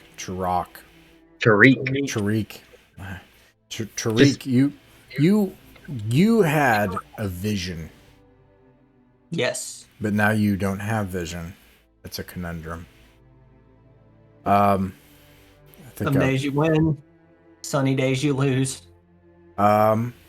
So you're going to need to use my eyes, and you're going to need to be the brain, Tarik, because so I described the area around us, and I'm like, and then I'm like trying to get more details about this red cottage, and then get things like animal paths and footpaths, any sort of lines of communication that might come into or out of a cottage. All right. Because right now that guy might be our only lead if we don't find any other signs of life or any other way that we'd find where this cottage is. So I'll say this. I was gonna say this. You guys are oppositely aligned. So the information that one would present is completely a conundrum to what the other one would expect. As you describe rock facings and creature paths and things that are important to how one exists in the world, it all goes right over the head of Tarik. And as Tarik tells you, I saw these pixie wings that dance about, and they had this joy to them. That just doesn't mean anything. There's no context for you to ground yourself. You can kind of think of it like sky and earth and how opposite they are. Sure. That's the way gold and the green is. So you sit here for a moment. It's really about how long you want to try to communicate. Because if you spend 2 hours, I'll say that it succeeds. You're able to glean enough information from each other. Or we can stop before it gets to that point and we don't waste time. And you guys can say, okay, we're not getting anywhere. Let's just do something else. You know? Yeah. Okay, so well, look. Well, let me confirm. Tarik, in your vision, did you get any sense of something that might have lined up with what the giant said about where it would have been located? Somewhere happy. So definitely happy. I definitely feel like it would be somewhere happy and mirthful and I'd guess kind of as you're doing your nature check, trying to get a sense of your world, I would probably be kind of like straining, looking to the sky kind of sense, even though it's blinding, burning, getting a sense of where the sun is positioned to get a mental map of where the stars might be, and kind of using Wayfinder at that point to get a sense of comparison between your world and what Tarik's used to when he's kind of looking around, to see if there's a median of where those two roads might meet. Okay. Let's go ahead and I'll call this a very difficult check. But yeah, you can go ahead and roll for a Wayfinder. This is like speaking to West Coast people. Bruh. Bruh, yeah. It's going to make somebody mad. I'm sorry. It's alright. It's all in good fun. I'm pretty sure they're making fun of you and your hick accent, so it's alright. That's how it goes. All my life, yeah. It's true. You got a 5? You gonna modify that at all? Yeah, I'm gonna add a luck, so that lets me do another D10 roll, right? Correct. Alright.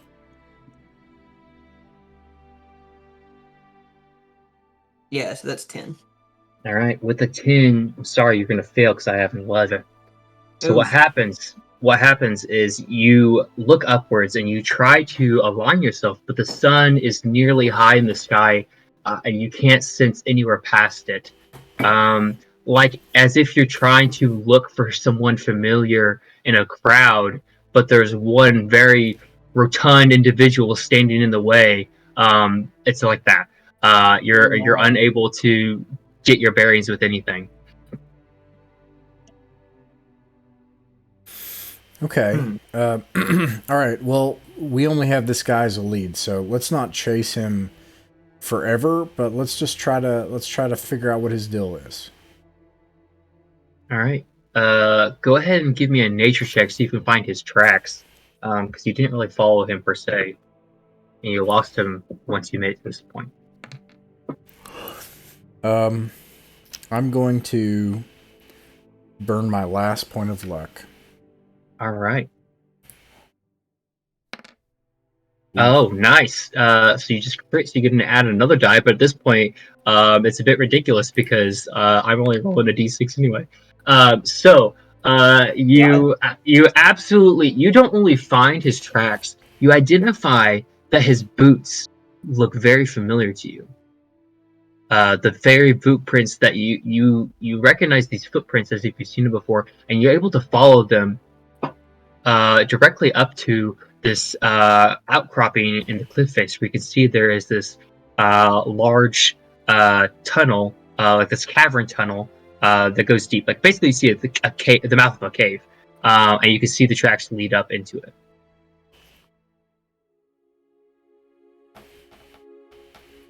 Can I see the open fields from here? Yes. So if you do a 180, you would see the open fields.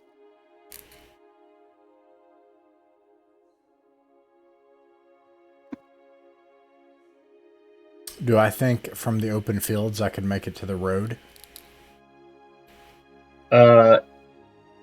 Yeah, probably. Yeah, that's kind of how it goes. Okay. Then in that case, when we leave, I'm going to mark this place. Okay. On the road, I'm going to use like a series of stones and create an arrow to the wood line to create an azimuth into the... Follow him. Find a cave. This isn't... You can't see. I'm going to keep asking you questions. You can't see. There's a cave here, my friend. I don't think this is a red cottage, though. You did see a red cottage, right? In your vision. Yes, and it's not like a metaphor or something. Well, it's a vision, so it could be. Sometimes it can be. Like I said, it's 2080 art. I don't know what that means. Numbers, nevertheless. I feel like you're like angrily shaking your whip at him, and he can't even see it anyway. If our lead has ran into this cave, I mean, I'm fine if you are to chase him down. Nothing else. Perhaps he's heard of the place, and I can see in there. So there's that. Okay. Yeah. Let's try. Let's go in the cave. Right. As you start creeping into the cave, the first thing happens is very faintly. The welcoming darkness, you're able to gain some vision back, Tariq. However, it's not like all that great because in total pitch black you don't have vision either, because you don't have night vision. So that's why the Rus have the most difficult time. Being not from this place, even darkness itself is still dark. So you make it into this point where you can't really see much further, but you can hear. As you travel down, it's basically this open cavern that just continues straight and gets a little narrower and narrower. You make it to this point where the cavern is roughly shoulder width apart, and you kind of have to sidestep a little bit. It's not too cramped, but it's getting close to that point. And it opens wide again to this larger chamber, and you can hear somebody talking. And you hear him say, "Well, Weedworth, I think you're off to a great start. I really think this load's going to turn out great." And then you start to see faint flickers of shadows dancing on the wall. As you can see, there's a small campfire on the far end of this chamber, roughly 50 feet across, where there are these long strands of threads and ropes that are hung on the walls of the cavern. And hung on them are these ornate tapestries of different shapes.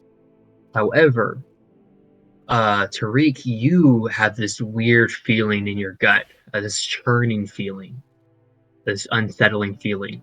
And Tig, you see a very different thing, because as you're looking at this room, it looks like these bountiful, gleaming tapestries are hanging on, like you see riches.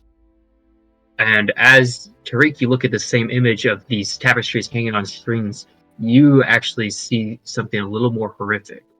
You see the figures of individuals, the silhouettes of people being dangled on a string. Tariq sees this. Mm-hmm. Okay.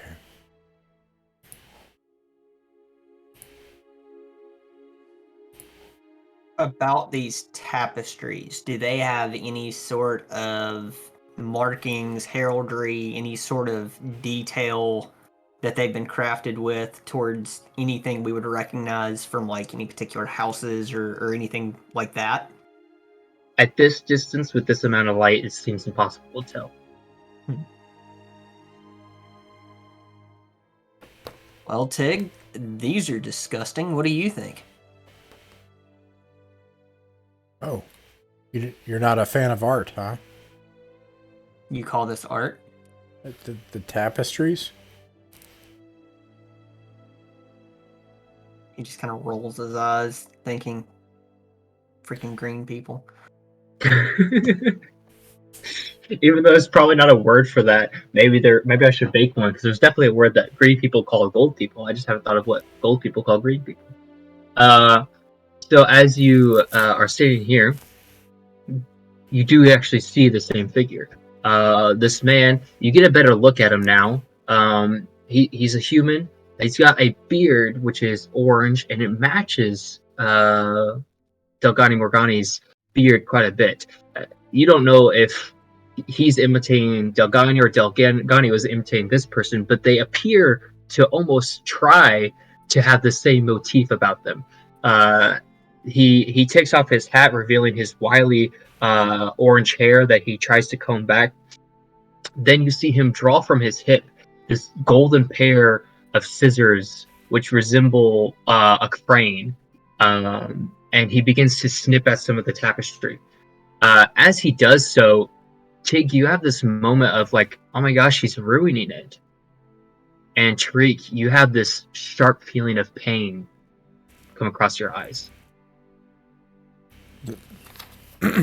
So, with my eyes of empathy, when he's cutting it, do I feel or sense anything that he's feeling as he cuts at it? Yeah, you sense this feeling of like, I'm doing a chore, as if someone were to do laundry or do some tailor work. It seems like he's absent-mindedly slicing across the tapestry. Tariq, are you okay? There's just something wrong with these tapestries. I don't care for it. What do you think we should do?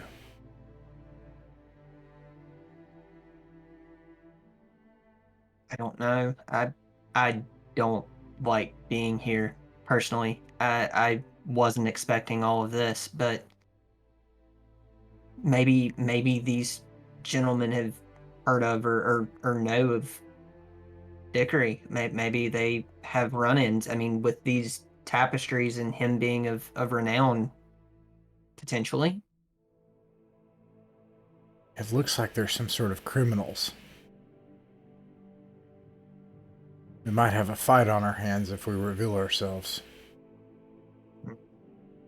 At that point, you hear a very faint voice. You can't tell if it's feminine or what, but it's very faint, and you hear, "Well, Kenton, I think we're off to a great start, but I think I'm going to turn in for the day." And then you see the man kind of turn and look over his shoulder, and he says, "All right, well, I should be able to handle the rest of it on my own." "All right, I'll just make myself in then." "All right, sleep well." and he begins just whistling and cutting through. Let's be prepared for a fight, I guess. Can you fight? I am a fantastic fighter when I can see, and I can. So you're great, but if we have negotiated with giants, I feel very mostly confident that we can avoid a fight. I think we'll see how it goes. Tig strides out with his whipstick, and he's like, "Hey, what's going on? Hello." Roll for confidence, because there's a chance that he drops his scissors as you approach. Doesn't Tig have like a lot of confidence? Yeah, that's his best skill. I And he get to roll it crits! again, yeah. Yes, you do. Confidence. Like, that's just fantastic. So you march forward. He tumbles, and his golden scissors tumble to the ground. They're roughly 10 feet in front of you, about halfway between you and him. He holds his hands up, and he says, who are you, and how did you get in here? Or, I mean, how did you find it? Who are you? I take out my whip, and I just easily start coming toward the scissors while I'm talking. I'm like, hey, it's okay. We just need some help. We don't mean any trouble or anything. At that point, Tig, you happen to notice that behind the fireplace there's a small end table where there's a large parcel, the same parcel you saw him gather from the field. And you see now, with the backlight of the fireplace, you can see the corner of it is ripped. The corner of this cheesecloth that protects this parcel is ripped open. And you can see a golden corner of a frame of a painting. And he says, look, and he begins to slowly start making his way towards the scissors also. He just staggers and stumbles on his words as he's approaching. I try to whip him back at his feet. Okay. And then dive toward the... So, that will be a contested roll, then. That's also going to do so. So you don't have quickness. I will say, yeah, you'll just use your whip, right? Your big stick, which is actually a whip now. Go ahead and roll for that as an attack. Okay, you gonna modify that at all, or you can hold it? Let me see if I have anything. Roll twice the dice. They only spin on selfless acts. Okay, and then I can also. It says I can take an additional turn, but I'm not in combat yet, right? Well, technically we are, yes. As soon as you decide you're going to lash out at him, yeah. I would definitely take an extra turn to get the extra speed then, and I would burn... Okay, so you're going to burn stamina. 5 stamina. At that point, you absolutely would get there before he does. You're able to grab a hold of it, grabbing a hold of the golden scissors. He puts his hands on his head. He goes, "Look, I don't want any trouble, okay? So you could just have all of it, okay? I think I will." And he just like begins to back up along the wall and try to like scoot out of the room around you. Whoa, hey, wait, where are you going? Stop, please. I'm not trying to hurt you. Please stop. At that point, it will be Tarek's turn. Tarek, you see him. He doesn't seem to be stopping. He seems to be continuing. And he's arcing towards you and towards the exit. So as he's kind of in my direction, I would kind of just join Tig's, like, please calm down and be as calming as possible. But I'd also kind of snap my fingers and try to create like a, I guess with star magic, like a small star to kind of help illuminate the room and show, hey, we're really not that bad. Okay.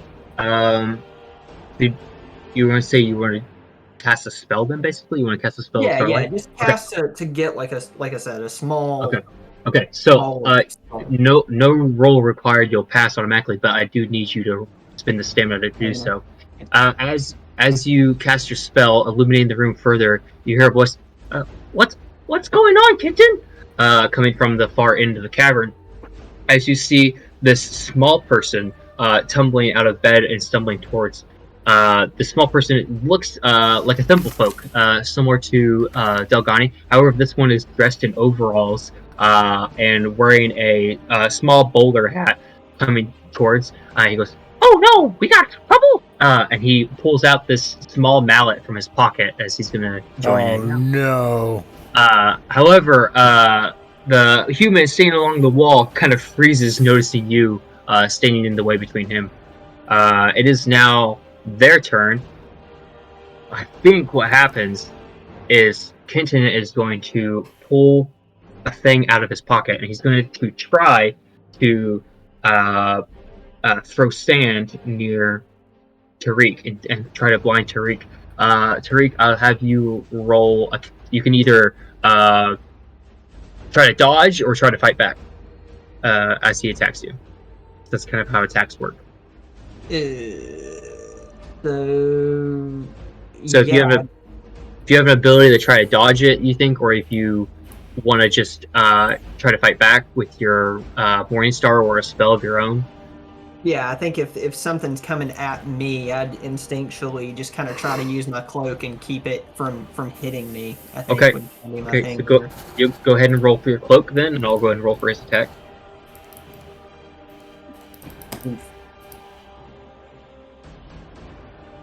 All right, are you gonna modify that at all? Let me do a. Yeah, let me do a stam to re-roll that one. Okay. Because that wasn't too pretty. That's a little better. I'll take that. Fantastic. He throws the sand at you. You instinctively shroud yourself with your cape, and it's a good thing you do too, because as the sand pelts, it sizzles as if it's like hot embers against your cape, and you're able to shield yourself from it. You hear him say, "The jig's up, Wheatley. We gotta get out of here." And he is going to try to take off towards you. He's going to try to put a shoulder into you. Are you going to fight back or just dodge out of the way? Yeah, I would definitely just dodge, I think, in that case. Okay, so I'll say you're able to successfully dodge out of the way, but he is able to make it past you. Now he is exiting the building, however, that's the end of his turn. It now is the small one's turn, Wheatley, as he is going to come towards Tig and try to whack you in the kneecap with a mallet. No. Do you try to dodge, scheme, or fight back? I try to dodge, and okay. Meanwhile, I'll be like, "Hey, whoa, easy. We don't mean any harm. This is all just a misunderstanding. Please, let's talk." We just want to buy these tapestries. Okay. Go ahead and roll 1d3 for your dodge. I do have some. I do have golden scissors now. Mm-hmm. So you roll a 3, but unfortunately on a cup of tea roll you don't get the crit. However, he only rolled a 3 as well. So he's with his mallet, he comes sliding towards you. You're able to move your knee out of the way and sidestep as the small person kind of tumbles forwards. It is now Tig's turn. I just feel bad for him now. Does Tig just help him up? Here you go, buddy. I mean, yeah. I mean. Oh, really? Okay, I'm so you take your turn to help him up, and he goes, "Get off me! Who are you? Why are you in here?" And he shoves with all of his force. It kind of feels like a ginger tug on the chest as he shoves you off. Oh, Wait, why are you trying to ruin our operation? Me and Kinley have been staking this deal for months. Oh, that's fine. Look, you keep the deal. We're just asking for some information. We're not trying to mess up whatever operation you've got going on here. We're doing something else out in these woods, and you're the only people we've encountered, and we just need information. We have information too. Maybe it could help you. He slowly picks up his mallet and looks at the two of you. Takes a deep breath. Looks towards the exit way, finding that his compatriot's not coming back. Okay. Kinley's not gonna like that I'm talking to you guys, but okay. What is it that you need? Wait, the other guy left? Yeah, he made it out. Oh. As he threw sand in the way of Tariq and then tried to make his way out. And classic pocket sand. It's pocket brutal. Sand, but it was hot pocket sand. Ooh, that's cool. Okay, yeah, we're looking for a red cottage somewhere within these forests. That's what we're looking for. The small folk turns rapidly and then looks back at you. Ah, I don't know what you'd be talking about then. That seems something that seems peculiar. Who would make something out of red? You seem like you're not telling me something, and I'd like you to tell me something. Like where the red cottage is. Using empathy, I mean, would I get a sense of if he's just BSing or is he really just unfamiliar? You happen to notice that he glanced in the corner near the painting and then looked back quickly. And yeah, you definitely get the feeling he's lying. I look at, well, I don't know if this is, no, it's not metagaming. Player skill. Here it is. Terek. This sounds like your area of expertise. Those tapestries, maybe a gateway into some other world or something? Or peoples or something like that? Slept on a giant's head last night. It wouldn't surprise me. The small person takes off his hat and kind of holds it against his chest and goes, You don't know what you're talking about, mister. Where's Tig? Well, look, we're just here to try to find this red cottage and help someone. And then we don't want any part of this business and we don't want any problems. If that's true, I'd like Kenton's scissors back, please. You want these scissors back? I look back at the... What do the tapestries look like? Are there any tapestries that look like a red cottage or some sort of, like, beautiful place? As you look at the tapestries now, much closer, they look like the silhouettes of people. Oh. They look like the complete silhouettes of people. Now, it looks like they're made of a tapestry, like this ornate fabric and stuff, but they look like the silhouettes of people. Do I sense any? So I know seeing this, I've been twisted and just felt sick. I mean, do I feel any emotion coming from these tapestries? As you look at it, actually, let's just roll for it. Let's say this is a moderate check. Go 1d8. 7. I'll take it. All right, 7 will be the 6th. You think hard and you stare at the tapestries, and as you stare at it, you begin to see through it, and you see through the tapestry, and you realize that the tapestry itself is like a shadow. And then it clicks in your mind's eye, and you're able to realize that these are people's literal shadows that have been stolen. I've seen this before. The small figure moves forward and goes, I just want the scissors back, and I'll give you the painting. I kind of just glance over to Tig and just shake my head. No, do not give him those scissors, please. I back away from the little person, and I'm like, and then I hand the golden scissors to Terek, and I'm like, No, please, you have to understand. Kenton's he's gonna lose his mind if I tell him I let you guys go with those. I had no choice. Then he turns and picks up his mallet. Because I can't let you take those. If Kenton cared so much about these scissors, he would have stayed to keep track of them himself. He's a coward. Everyone knows that, but that doesn't mean that I'm a coward. I urge you to be rational. Hey, we don't want to fight you. Yeah, but we will if we need to. And then I like grip my. You can actually hear the like tightening around the wood, and I'm like, we will. So why don't you tell us what you're looking for? Why are you cutting these things? Let's see. I'm just gonna roll. I'm not gonna have any you guys roll anything. I'll just roll. All right. He takes a deep breath, and you see like his voice cracks as if it could go even higher. He said, "I I've been working with the Snippers for a while, and it was good money. I didn't bat an eye at it at first, and sure, it seems bad at times, but I can see through it. I can see to the profit of it. I didn't know anything about the painting until it was already here, but now that it's here, I feel like it's my duty as part of the guild that I gotta protect it. Uh, but honestly, I think Clinton would be more upset that I don't give him back his scissors rather than the painting, because, well, the painting doesn't really mean as much to him as it does to the others. But those scissors, so the scissors you have, that's his. Without those, he's nothing. He's nothing but a normal person. Nothing but a normal person. I gave the scissors to Tariq at the entrance.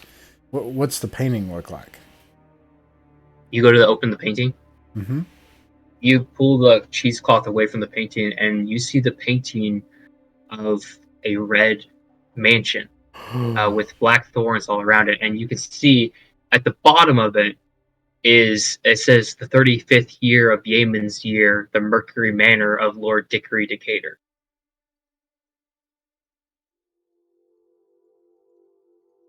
Is what the title of the painting says. And he goes, I told you can have that, but you gotta give me the scissors. Otherwise, I won't back down. We can't do that. I guess we gotta fight you, little guy. Because why don't? Because actually, in character, I don't know this. Tariq, why don't we give him the scissors? What's going on? There's something off about these scissors, Tig. I cannot, in good conscience, allow this operation to continue. There's something twisted going on, and I don't approve. It's beyond natural. I don't know. This isn't good. We have to be better than this. Look, my friend Tariq, he's not giving the scissors back. But we can try to find some other solution to this, including, we'll go talk to those snippers ourselves, if that helps. You're gonna talk to the snippers? If that's what it takes. We don't want to hurt you. And whatever's going on here, it sounds like we need to put an end to this anyways. You see the small person begins to scratch their head and paces about nervously. Okay, I have an idea. We bury the scissors here. I'll know where they are, but I promise I won't touch them. And I promise I won't let anybody have them unless my life is utterly at stake and there's no way around. And I look back and I'm like, isn't that already what's going on? I've got a better plan, little guy. I can open a black hole. I will put the scissors in the black hole, and you will never see them again. Wait, you can open black holes?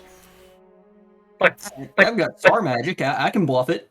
He goes to his knees and he begins to sob. And he says, "But they're gonna kill me. They're gonna kill me. They're gonna kill me. They're gonna kill me. There's no way around this. Either I fight you guys to the death right here, and I do my diligence to the guild, or they'll kill me later."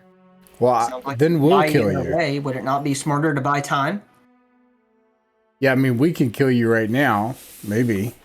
Or you could... Who is the guild? What guild? The Snippers Guild?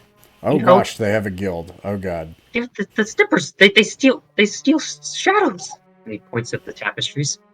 I thought that's why you were here, but obviously you're here for the painting. But just take the painting. I don't care. But if I don't bring those scissors back to Kenton, then they'll have my head. Alright. Here's what we ought to do. Let's go back to Roman's Rest together. Find the knights there. They'll protect you. We'll get to the bottom of this. You don't have to be a part of this. It sounds like you're going to end up...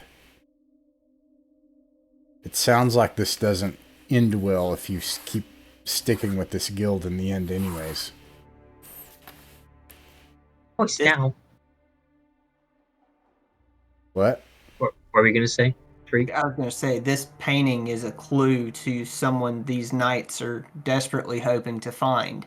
if you're part of its delivery, they would inevitably protect you.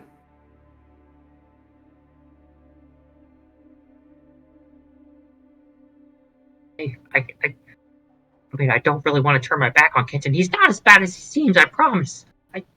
He's just in too deep. He puts his little hat back on his head. He wipes the sweat from his brow. I guess I'll go with you guys.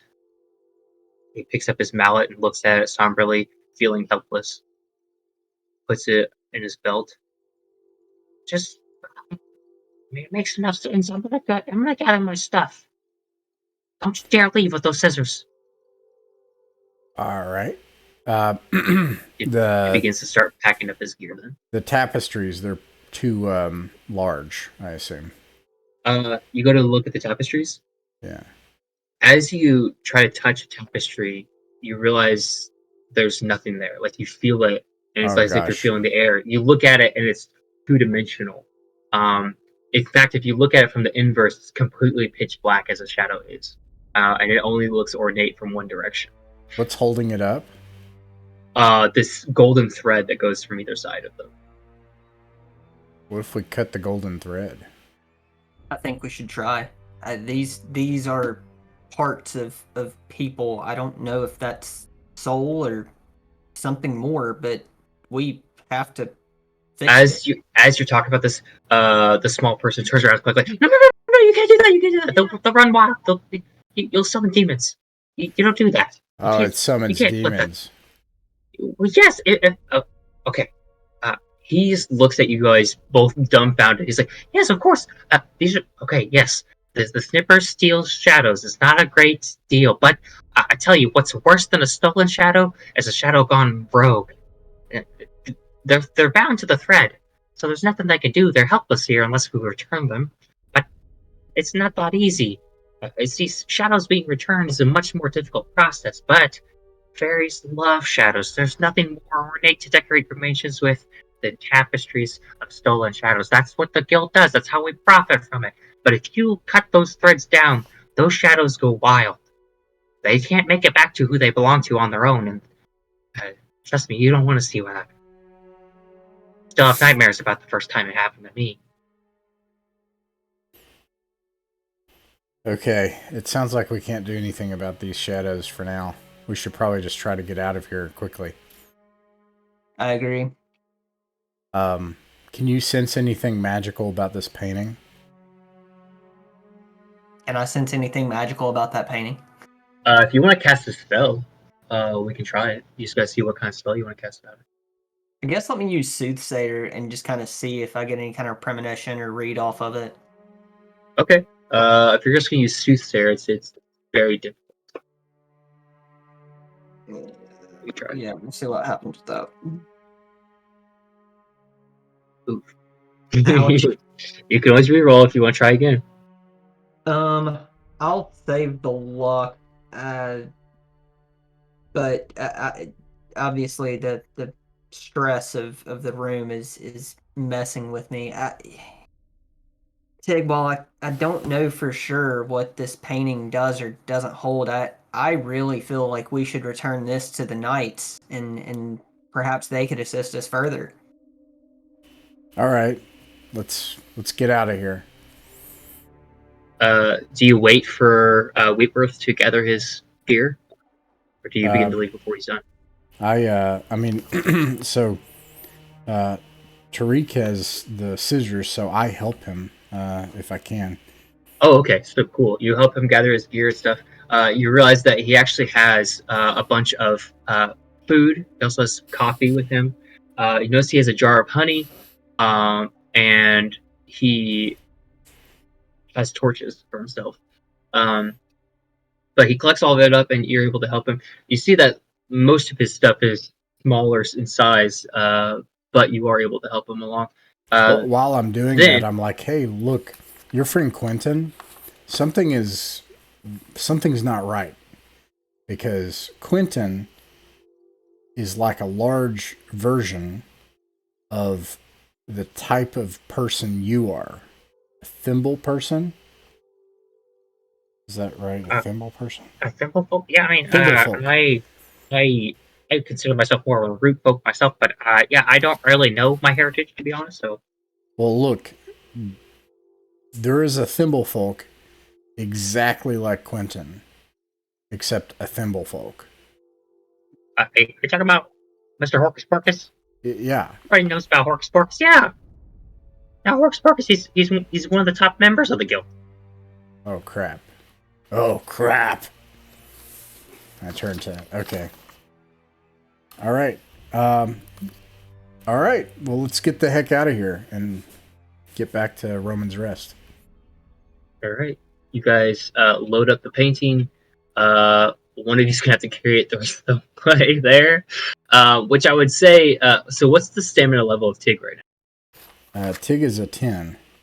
Okay, then yeah, I'd say you're able to make it there pretty easy. All things considered, it takes one more day's time of journey, but you guys are able to make it back to Roman's Rest with painting in tow, Wheatworth in tow, and a lot more information than you had before.